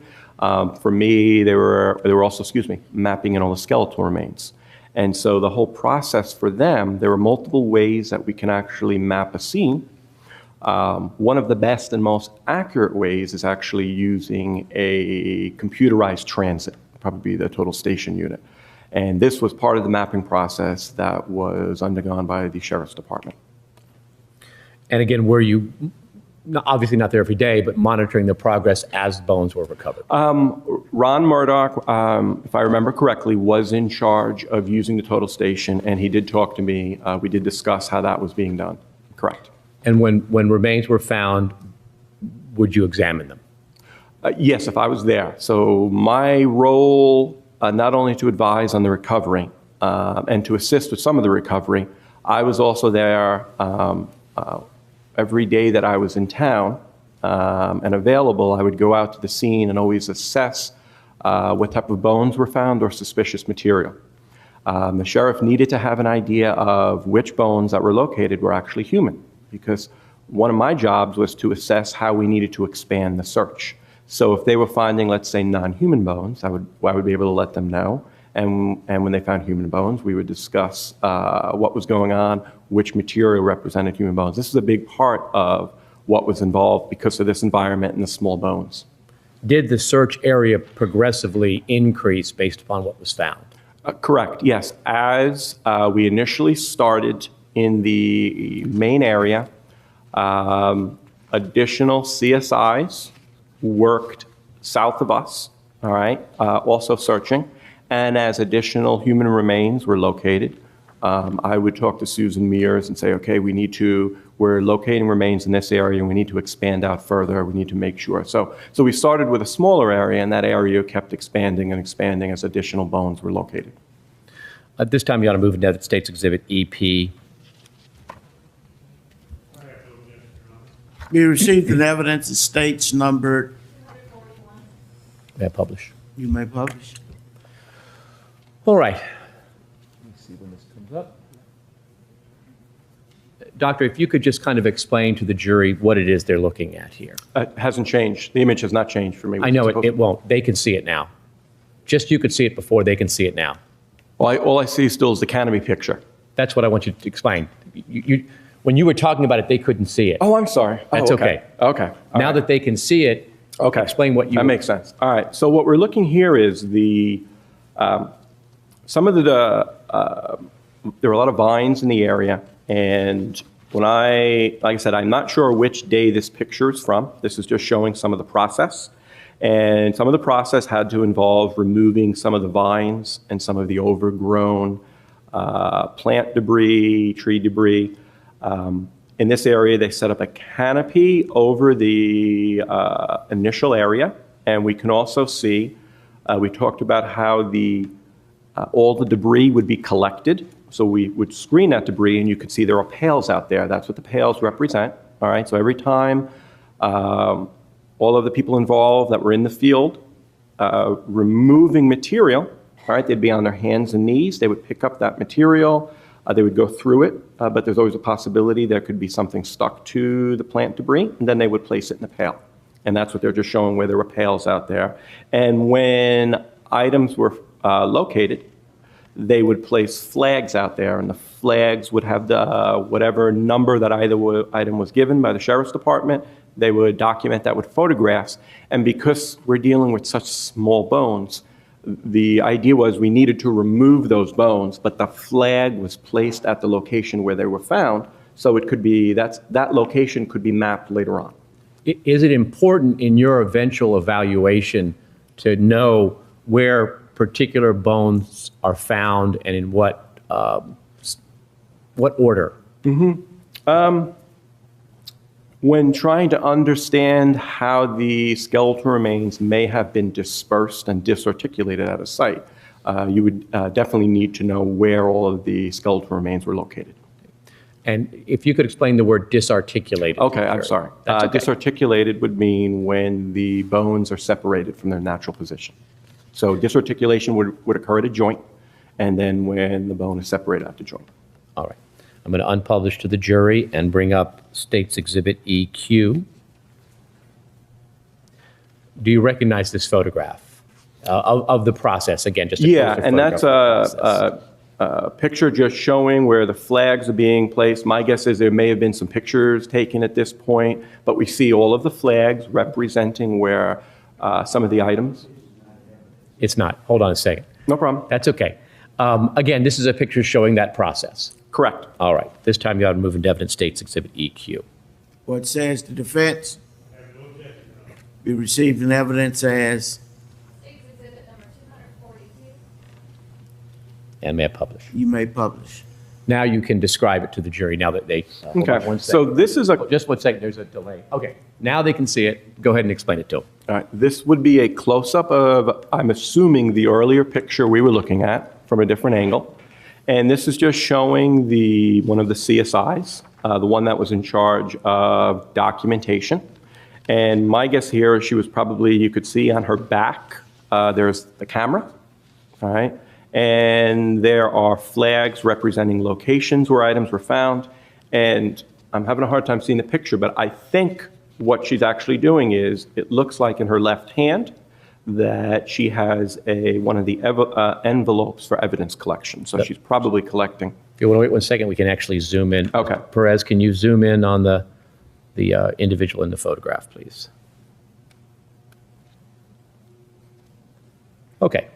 So that's what you're referring to. Yes, so the location, the flag, she would have wrote down the specific number that was assigned to that piece of evidence, and that's written on the flag, so that flag can be mapped in later on, but she's removing that evidence and placing it in the envelope. And was that in fact done in this case? A mapping system was used in order to map where each bone was found. Each bone and whatever evidence the sheriff collected, they were continually mapping everything in this process. Thank you. Now, once bones would be found, and was part of your job to basically tell the sheriffs what was a bone and what wasn't? Correct. And not only what was a bone and what wasn't, what was not a bone, what was non-human, and then what would be human bone. All right. And those things that you identified as human bones would have then been transported to the medical examiner's office. Is that correct? Yes, and I know they, I think maybe even some of the non-human stuff was probably already, because I wasn't there the entire time, so some of the other non-human bones may have already, that would have been transported, and we would have looked at those bones. I would have looked at those bones at the medical examiner's office as well. Oh, all right. If we could go on to State's ER. Do you recognize this as a photograph of some of the remains that were found? Yes, these are vertebrae. Hold on. Before you describe it, we have to have it in evidence. Okay? No problem. At this time, I move into evidence State's Exhibit ER. I have no objection, Judge. Be received in evidence as states numbered, 243. May I publish? you may publish. All right, Dr. Schultz, what are we looking at in this photograph? We are looking at a number of vertebrae, so part of the spine. And what we can see here is the vertebrae are disarticulated, separated. They're not together anymore. There's no soft tissue. Thank you. There's no soft tissue. We can see roots growing throughout the vertebra as well. And I would like to point out that because we're dealing with a child, and I mentioned earlier how when we grow, our bones do not grow as whole units. They grow in pieces to allow the growth. So what we can see here is all of these vertebrae, except for the furthest one on the right, they're in separate pieces. But what's very important about this picture, we can see here that in order for all of Doctor, the... let me stop for a second. If you want to, that's a telestrator screen. Okay. If you need to refer to something, you can just touch the screen and circle it, and it will make a Oh, okay. mark. All right, So- thank you. All free right, to so I was saying the vertebra on the my right, here, we can see the back of the vertebra, so this is the body.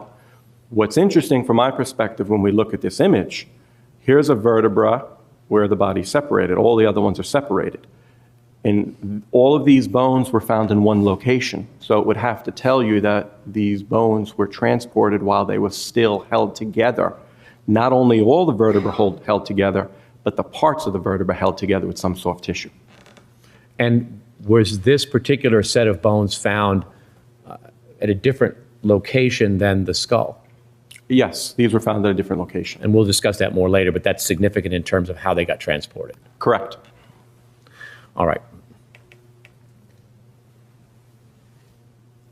We go on to State's Exhibit ES.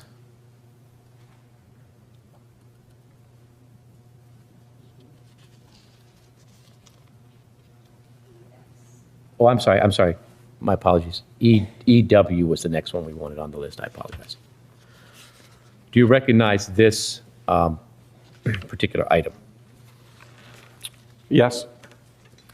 Is that a photograph of one of the bones found that you've seen? That's a photograph of a bone fragment. A bone And so fragment. This time you want to move into evidence State's Exhibit EW.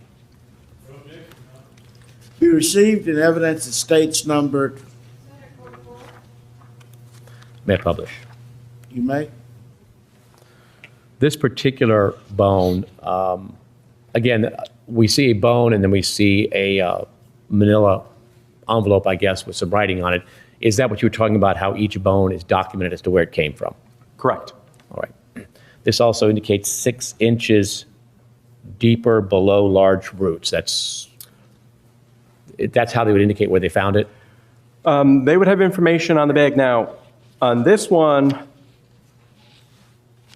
I'm not sure, but this one may have actually been found in the sift. And what they were trying to do was locate where the person that recovered these remains was in what area of I see. the site they were at. All right.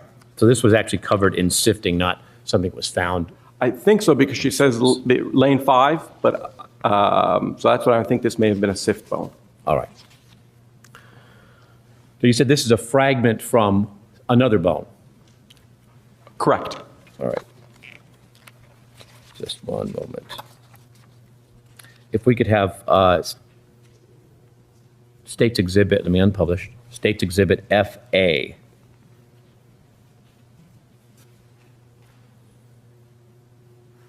Now, let me clear the annotation. Do you recognize this as a photograph of 2 of the bones that were found in this case?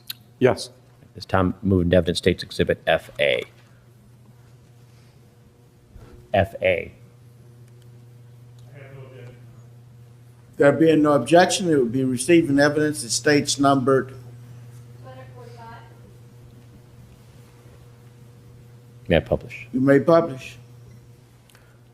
What are these bones that we're looking at in this exhibit? We're looking at right now the largest bones in the body. Those would be the shafts of the femora. So those would be your lower leg bones that attach to the pelvis. And does this, could we have a split screen between this and the last exhibit that we put in, which was EW? Now, in your opinion, do these 2 bones relate to each other? Yes, they do. If we look at the image with the 2 bones on the left, what we're looking at here, the top of the bones, these have actually been chewed on by animals. This bone here actually is a fragment that you can actually put right back into place there. Your Honor, I'm going to object at this time to put the sidebar. Okay? I'll unpublish this while we're doing that.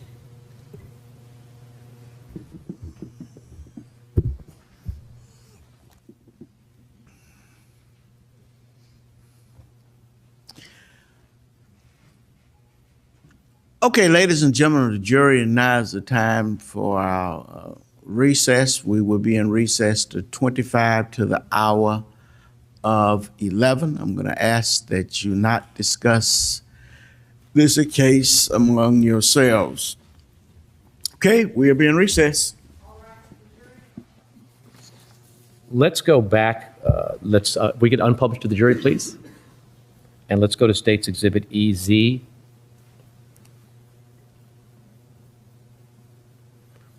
Do you recognize this is a photograph of two of the bones that were found during the recovery? Yes.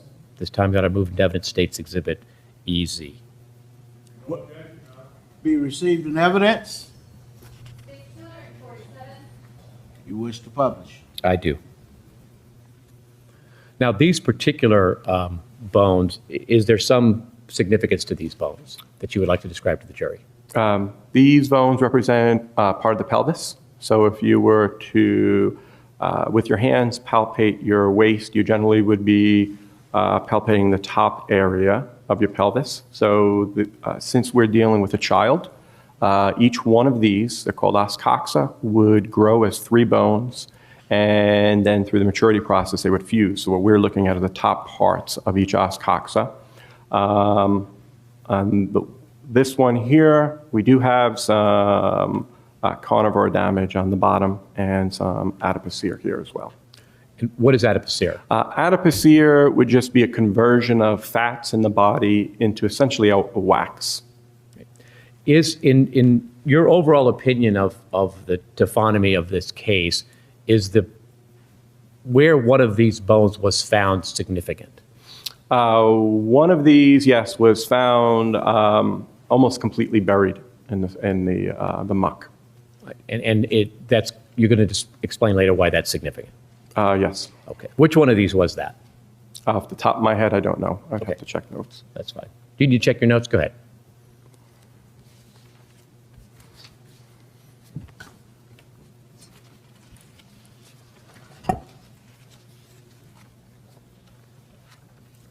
The left. The left in this picture? Yes. Okay. All right. Judge, if we could unpublish now, please. And if I could have State's Exhibit FC. Now, doctor, do you recognize this photograph? Yes, that is a picture of the skeleton laid out essentially in anatomical order after all of the bones are recovered. And at this time, you got to move to evidence, State's Exhibit FC. Be received in evidence the state's number. Publish. Yes, please. Doctor, how successful was this recovery effort? Generally, when we're recovering a skeleton that's not only been dispersed at a site, but it's also been susceptible to dispersal from carnivore activity, even with an adult skeleton where bones are completely intact, it's very difficult to collect the majority of the skeletal remains. And it's also very difficult to to collect many of the teeth. I feel we were very, very successful here. We collected all but one tooth.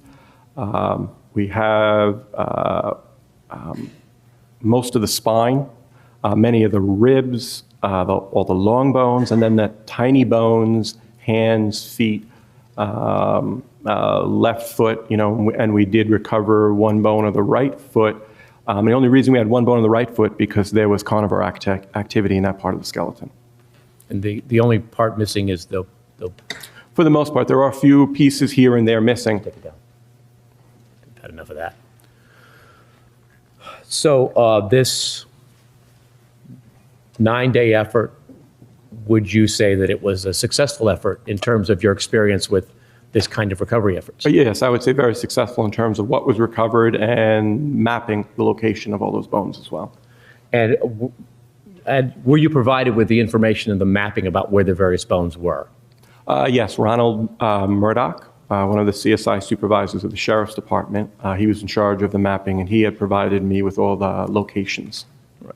And is that the type of information that you would normally utilize in coming to an opinion as to taphonomy and forensic anthropology?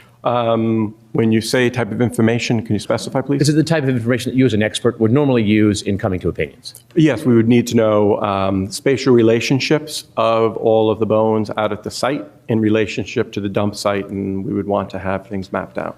Right.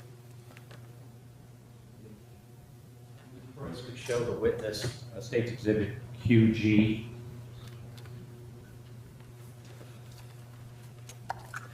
Do you recognize this as a survey containing, which denotes the specific areas where various groupings of bones were found? Yes. Would it be helpful to you to use this in explaining to the jury the dispersal of the various bones? Yes. This time you ought to move into evidence State's Exhibit QG. Exhibit will be received in evidence, the state's numbered. Published. Please. Now, Mr. Perez, if we could zoom in on this area.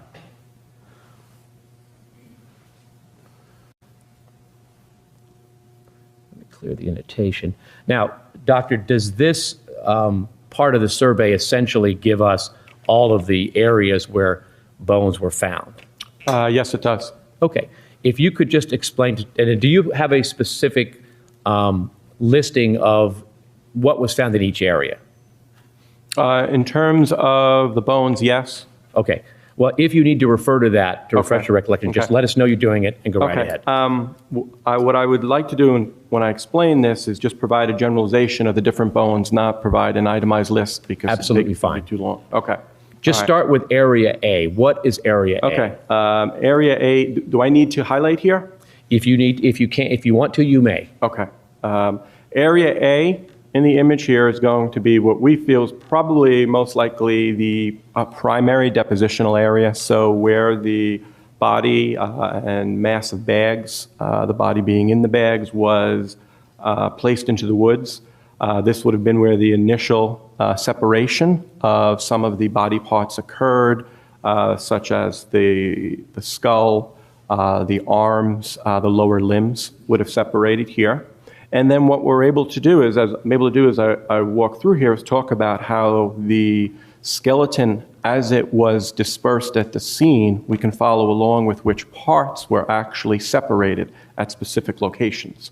And so if we look at when I was working with the Sheriff's Department, advising them on which areas to focus our efforts and how to expand, I initially started in Area A, and then we had people in Area B, not Area B, but south of Area A. So if we're looking at this picture, north would be the top of the image. So when we initially started with our search, I was with Susan Mears in Area A. The rest of the crime scene investigators were south of us. And as additional skeletal remains were found, we moved further south. Okay, just one second.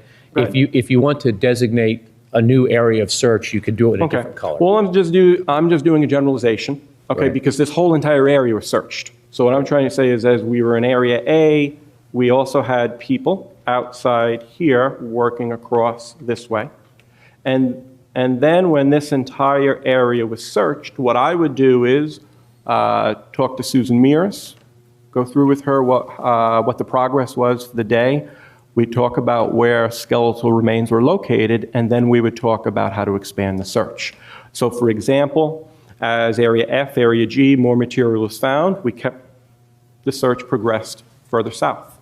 All right, and as it was progressing south, what I did at that point was we talked in terms of where bones were located, and I said we needed to expand west and east, and that's how we located additional bones further out. So was this a further progressive? Yeah, so we want to start with the known and then progress out from the known and keep expanding till no more bones are located. So once you got to a point where you weren't finding anything, then? Well, when that whole area was completely cleared, okay, and cleared means surface debris, and even the ground was going to be scraped with trowels, all right? And that was done over this entire area that you've Yes, grabbed yes, here for yes. us. And sheriff would be able to provide the exact location, Sure. all right? All I was provided, I worked with Ron Murdoch to produce this map, and all I told him was I wanted the location for where all the bones were found on a scene map where I could then talk about dispersal and what we're discussing now. Very good. Let me get rid of your annotations here for a moment. So, generally, what was found in Area A? As far as Okay. skeletal remains? Area A would have been, sorry? Just a second. You cannot talk at the same time. There's a question. Let there be a break, then let there be a moderate, deliberate answer. If not, the court reporter will not be able to take a thing down, and the record will be shot. Proceed. Yes, sir. So tell us, if you will, what skeletal remains were found in Area A?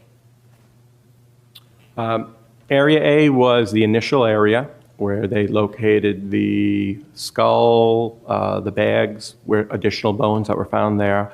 As a generalization, the arms with hand bones were found there.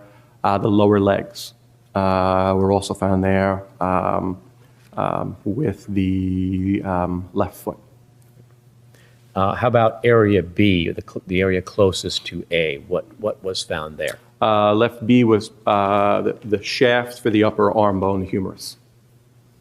All right. And the next closest, I guess, would be the biggest area, Area F. What was found there?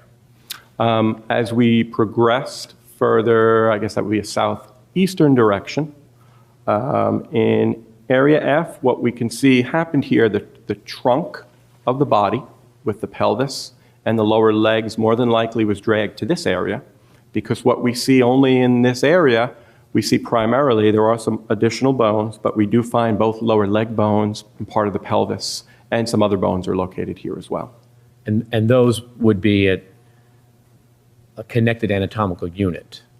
Yes, so at this point we probably have being dragged away from Area A by an animal or animals would be the trunk with the lower, both femora attached to the pelvis, still all articulated.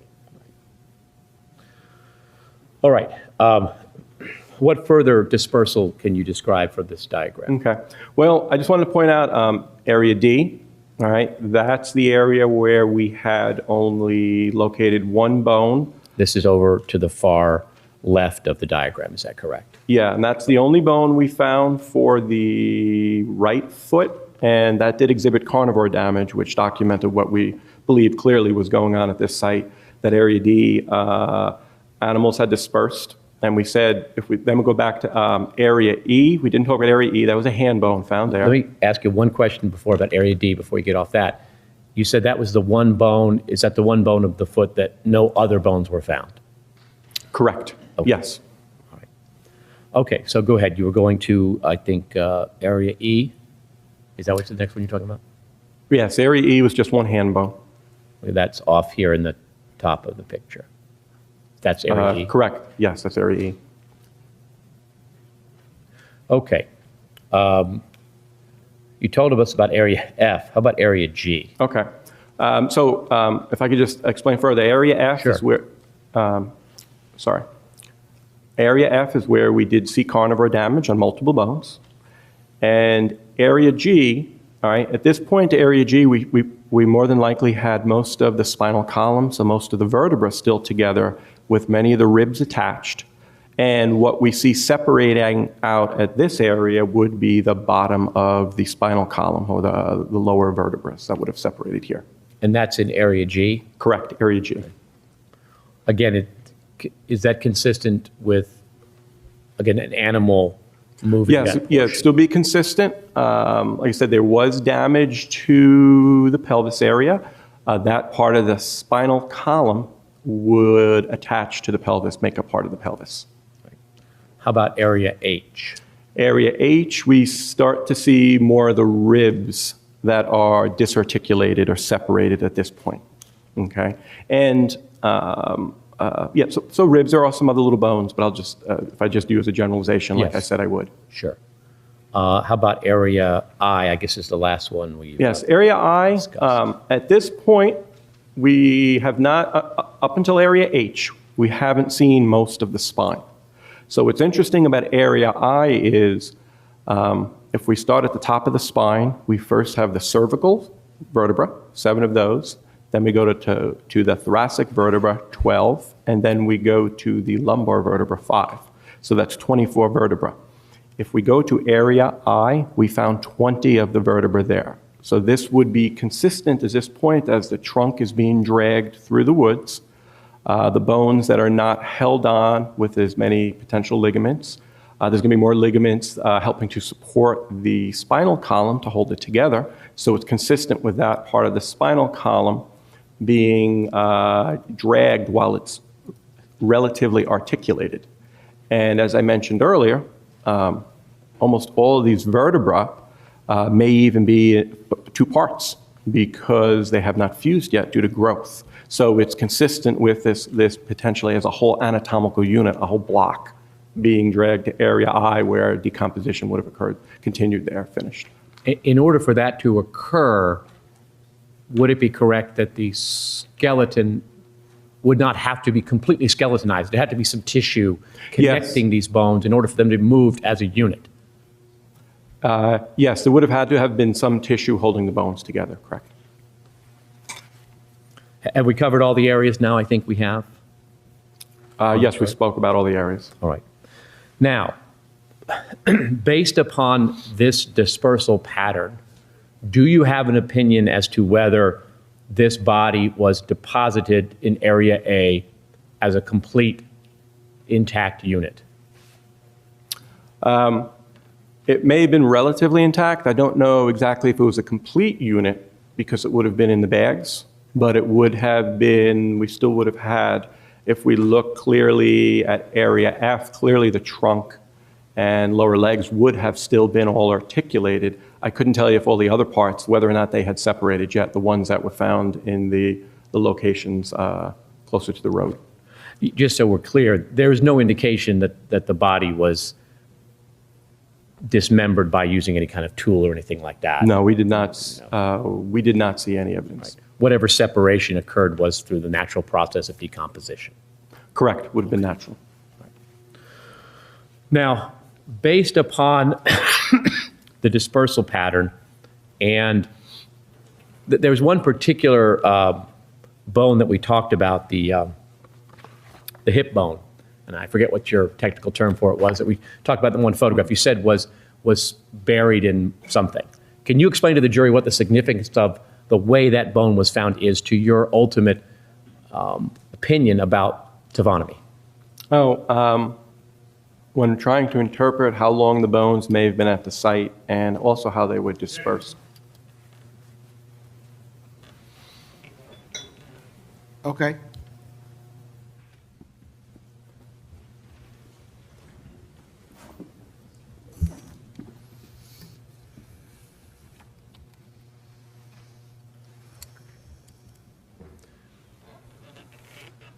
You may continue. Actually, before he answers, I realize I have not gone through the formal process. I would ask the court to recognize the witness as an expert in the area of forensic anthropology to give opinions in the area, though he's already done that. I've never formally requested, so I would at this time. Any objections, Mr. Mason? The witness will be accepted as an expert witness in the areas tended by the prosecution. Thank you. So explain to us about this particular bone and its significance in your opinion. Ilium? We Yes, talking? the ilium, the left All right. ilium. When trying to interpret the dispersal at the scene and how long the skeleton may have been out at the scene, many of the bones were located underneath the leaf fall. So that would let us know that the bones had to have been there prior to the leaf fall. And then we had, particularly with this ilium, the bone was nearly buried. So that would at least have to tell us, more than likely, this area was, I guess simplest way to may say it was a swampy area. There was water south or southeast. And so it's quite possible that when the area was filled up with water, the whole area was flooded, that as somehow the action from the water, silt, or other material that may have been suspended in the water may have resulted in the burial of this particular bone, which would have occurred sometime over the summer. Now, when you say buried, can you describe more how you mean, how it was found? Was it deep down in the dirt? Was it just in the muck? How was it? Okay, it was close to a big palmetto trunk, and which was I think was one of the lower areas. I cannot give you an exact measurement, but I know area F, if we looked at the topographic map, that is the lowest area. So more than likely when the whole trunk was brought in there, that is one of the bones with carnivore damage. Somehow it was deposited in that particular location. And there's going to be silt and other material suspended in water as water moves, be picked up, and that process would have eventually led to almost burying this bone. Now, based upon all of this evidence that you've seen here, that you've discussed, do you have an opinion as to the taphonomy in this case, as to approximately how long you believe these remains were in that area? Okay. When we're trying to interpret time since death, we're going to use, like I was talking about, multiple lines of evidence. This is one of the reasons why we want to document the location of all the bones, trying to understand the dispersal. And overall, the bones were dry, all right, which would suggest it dry, not only completely free of soft tissue, but dry. Bones are all going to have marrow in them. There's going to be fat in them. So even when the tissue first decomposes off the bones can still have a moist touch. There can also still be decomposition odor. So these bones were completely dry. They were not, no decomposition odor. There was some slight erosion on many of the bones, which would take time. Found under the leaf litter, one bone was practically buried. In combination of that with some of the root evidence, what I pretty much said in my report, it would not be a period of around 6 months could be possible. All right. And is it your opinion, based upon, again, the examination of this, that the dispersal of the bones was a result of animal activity?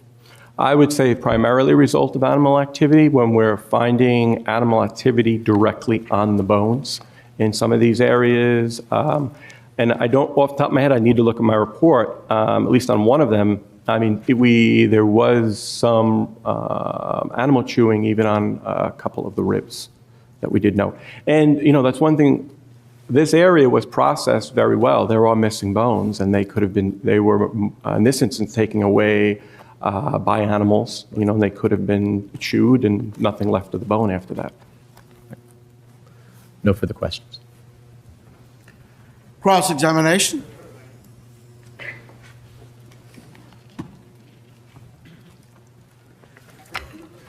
You ready? Yes.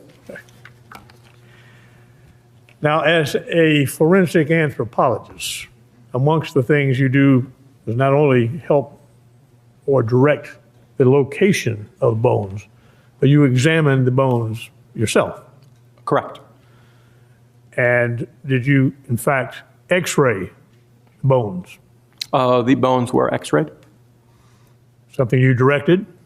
We normally, when I work a case, I will always ask, okay, do we have these x-ray views? And if not, I will ask for them.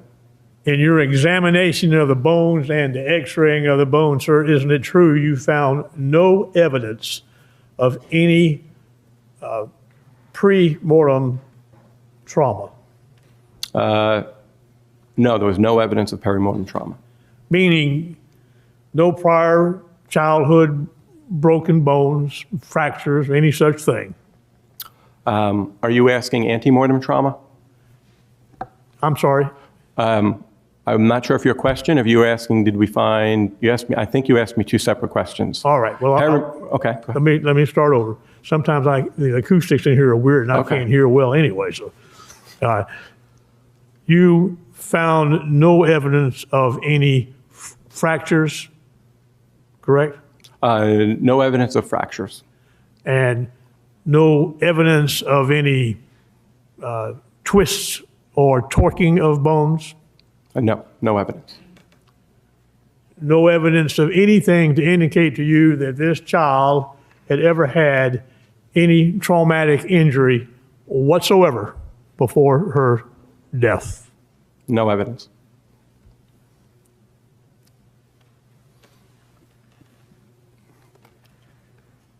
Now, sir, you have before you, or did you give him a paper copy of the map? Map. Yes.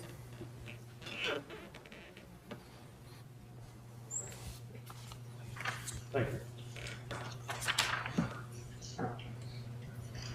you.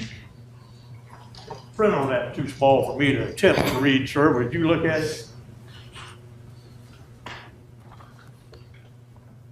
Can you tell us how far area A was from the pavement of the road, Suburban Drive?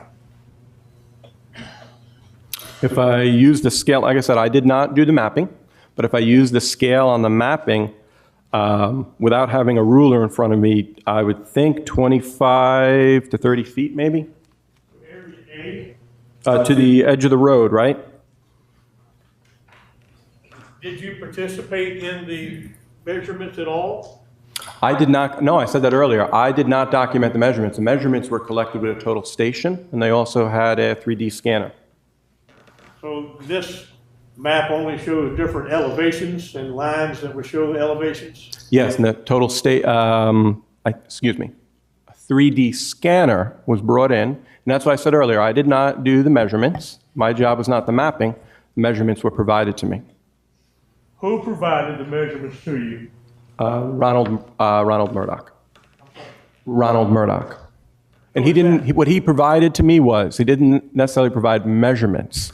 The way that map was created, him and I looked through all of the data points for each of the flags, and then I came up with the different locations based on the concentration of bones, and then that map was created for me.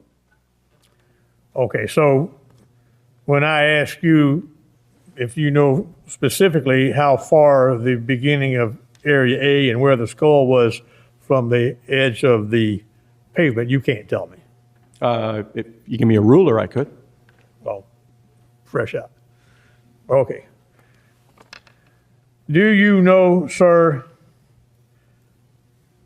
when the disbursement took place?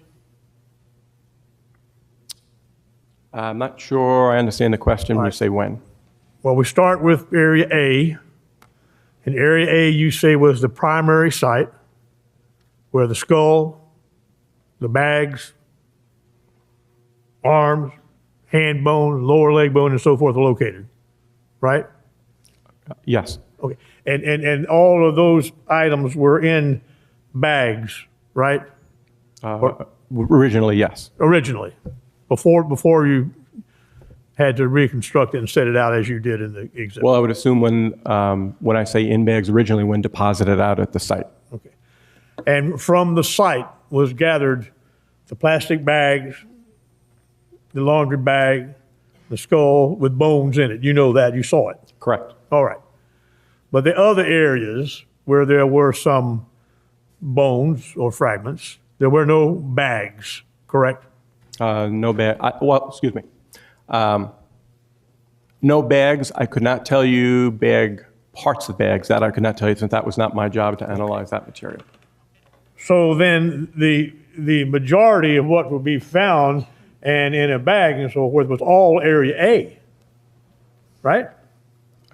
Can you repeat The that, please? majority of the skull and the bones that we talked about, the majority of it was in the bags from area A.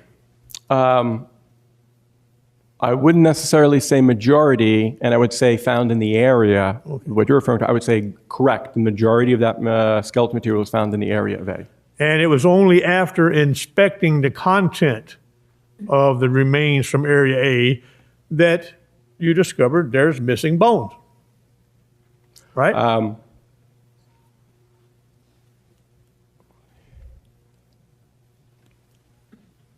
I don't know. I wouldn't agree with that because we would too when we started processing the scene.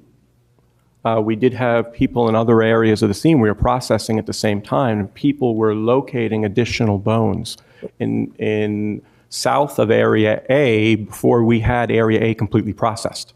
The initial find was Area A. Correct. Then after looking what you've got, then you spread it out. You drew a map for it. You said, go east, go south, go west. We had a whole crew of people, so we separated them out in different areas, and we were searching simultaneously. And that's when some found different bones and little pieces, as you have shown us. Yes. And then brought them back, and you did your best to reassemble the skeleton. Correct. Yeah. Now, you don't have any scientific evidence to tell us when the first disbursement from Area A occurred, do you? I cannot provide you a specific time period, no.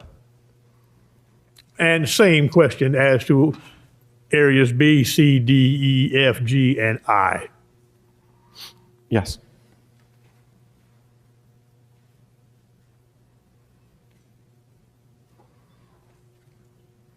And there's nothing in your work, and in this case, that tells you how this child died. Isn't that correct, sir?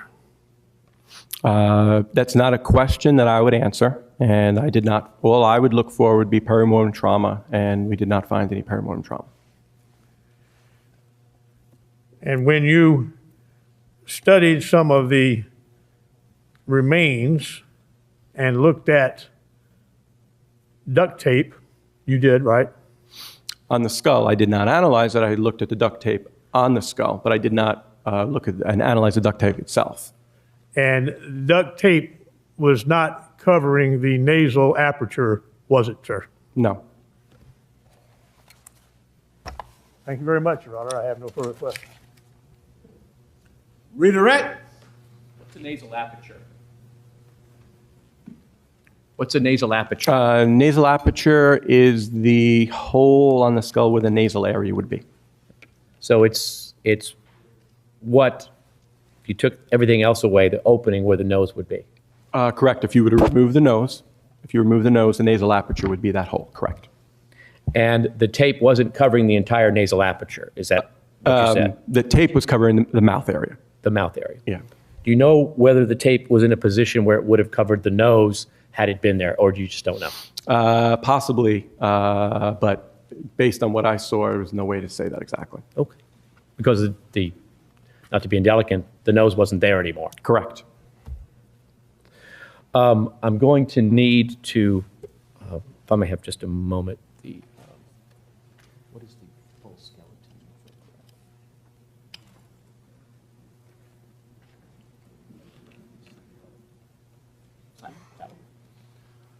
And that is, could I publish 248 in evidence, Judge, please? Yeah. As soon as it gets up on the screen. Sir.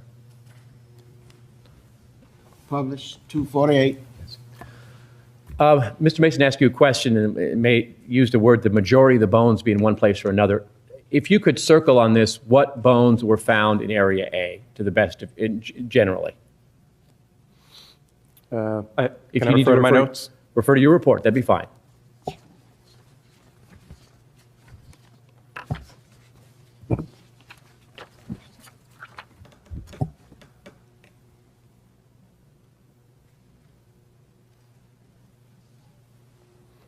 And this is not an exact? Sure. Okay. Just in general. Yeah, so we have skull area here. This was not but we had some of the bones in here. Okay. Just in a general sense. Yeah, I mean, that's a general. Because, All right. oh, I'm sorry. Excuse me. Let me look here. I forgot here. Sorry about that. And we may have something here. I'd have to refer specifically to notes. One of the fibula may have been there, but That's fine. So generally, that's what was in Area A. correct. All right. What was in Area?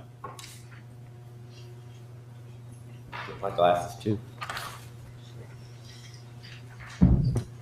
What was in Area B? When I put the X on the left humerus, before I said that was not there because that was located. That was in the area closest to Yes, Area A. yes, close by. Sorry. That was in Area B, the closest to Area A. Correct. Yes, that would be correct. Right.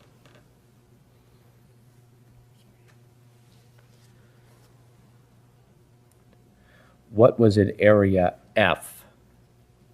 That was the larger area on the diagram.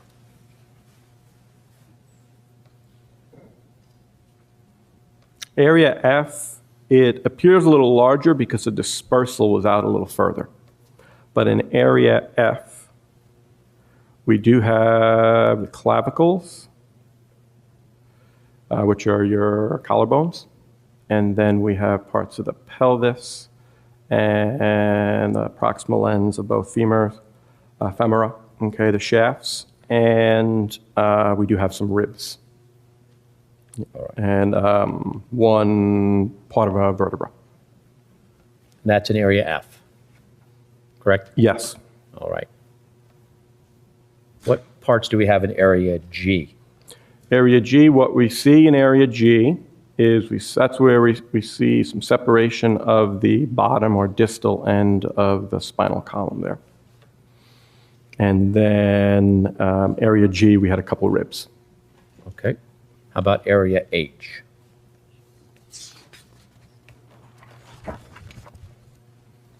Area H, we only had one part of one rib, part of one vertebra, sorry.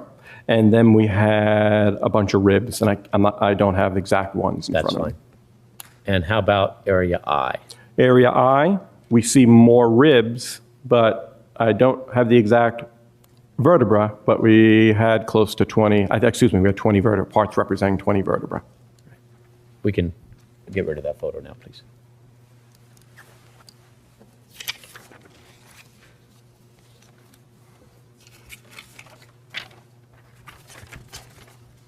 No further questions.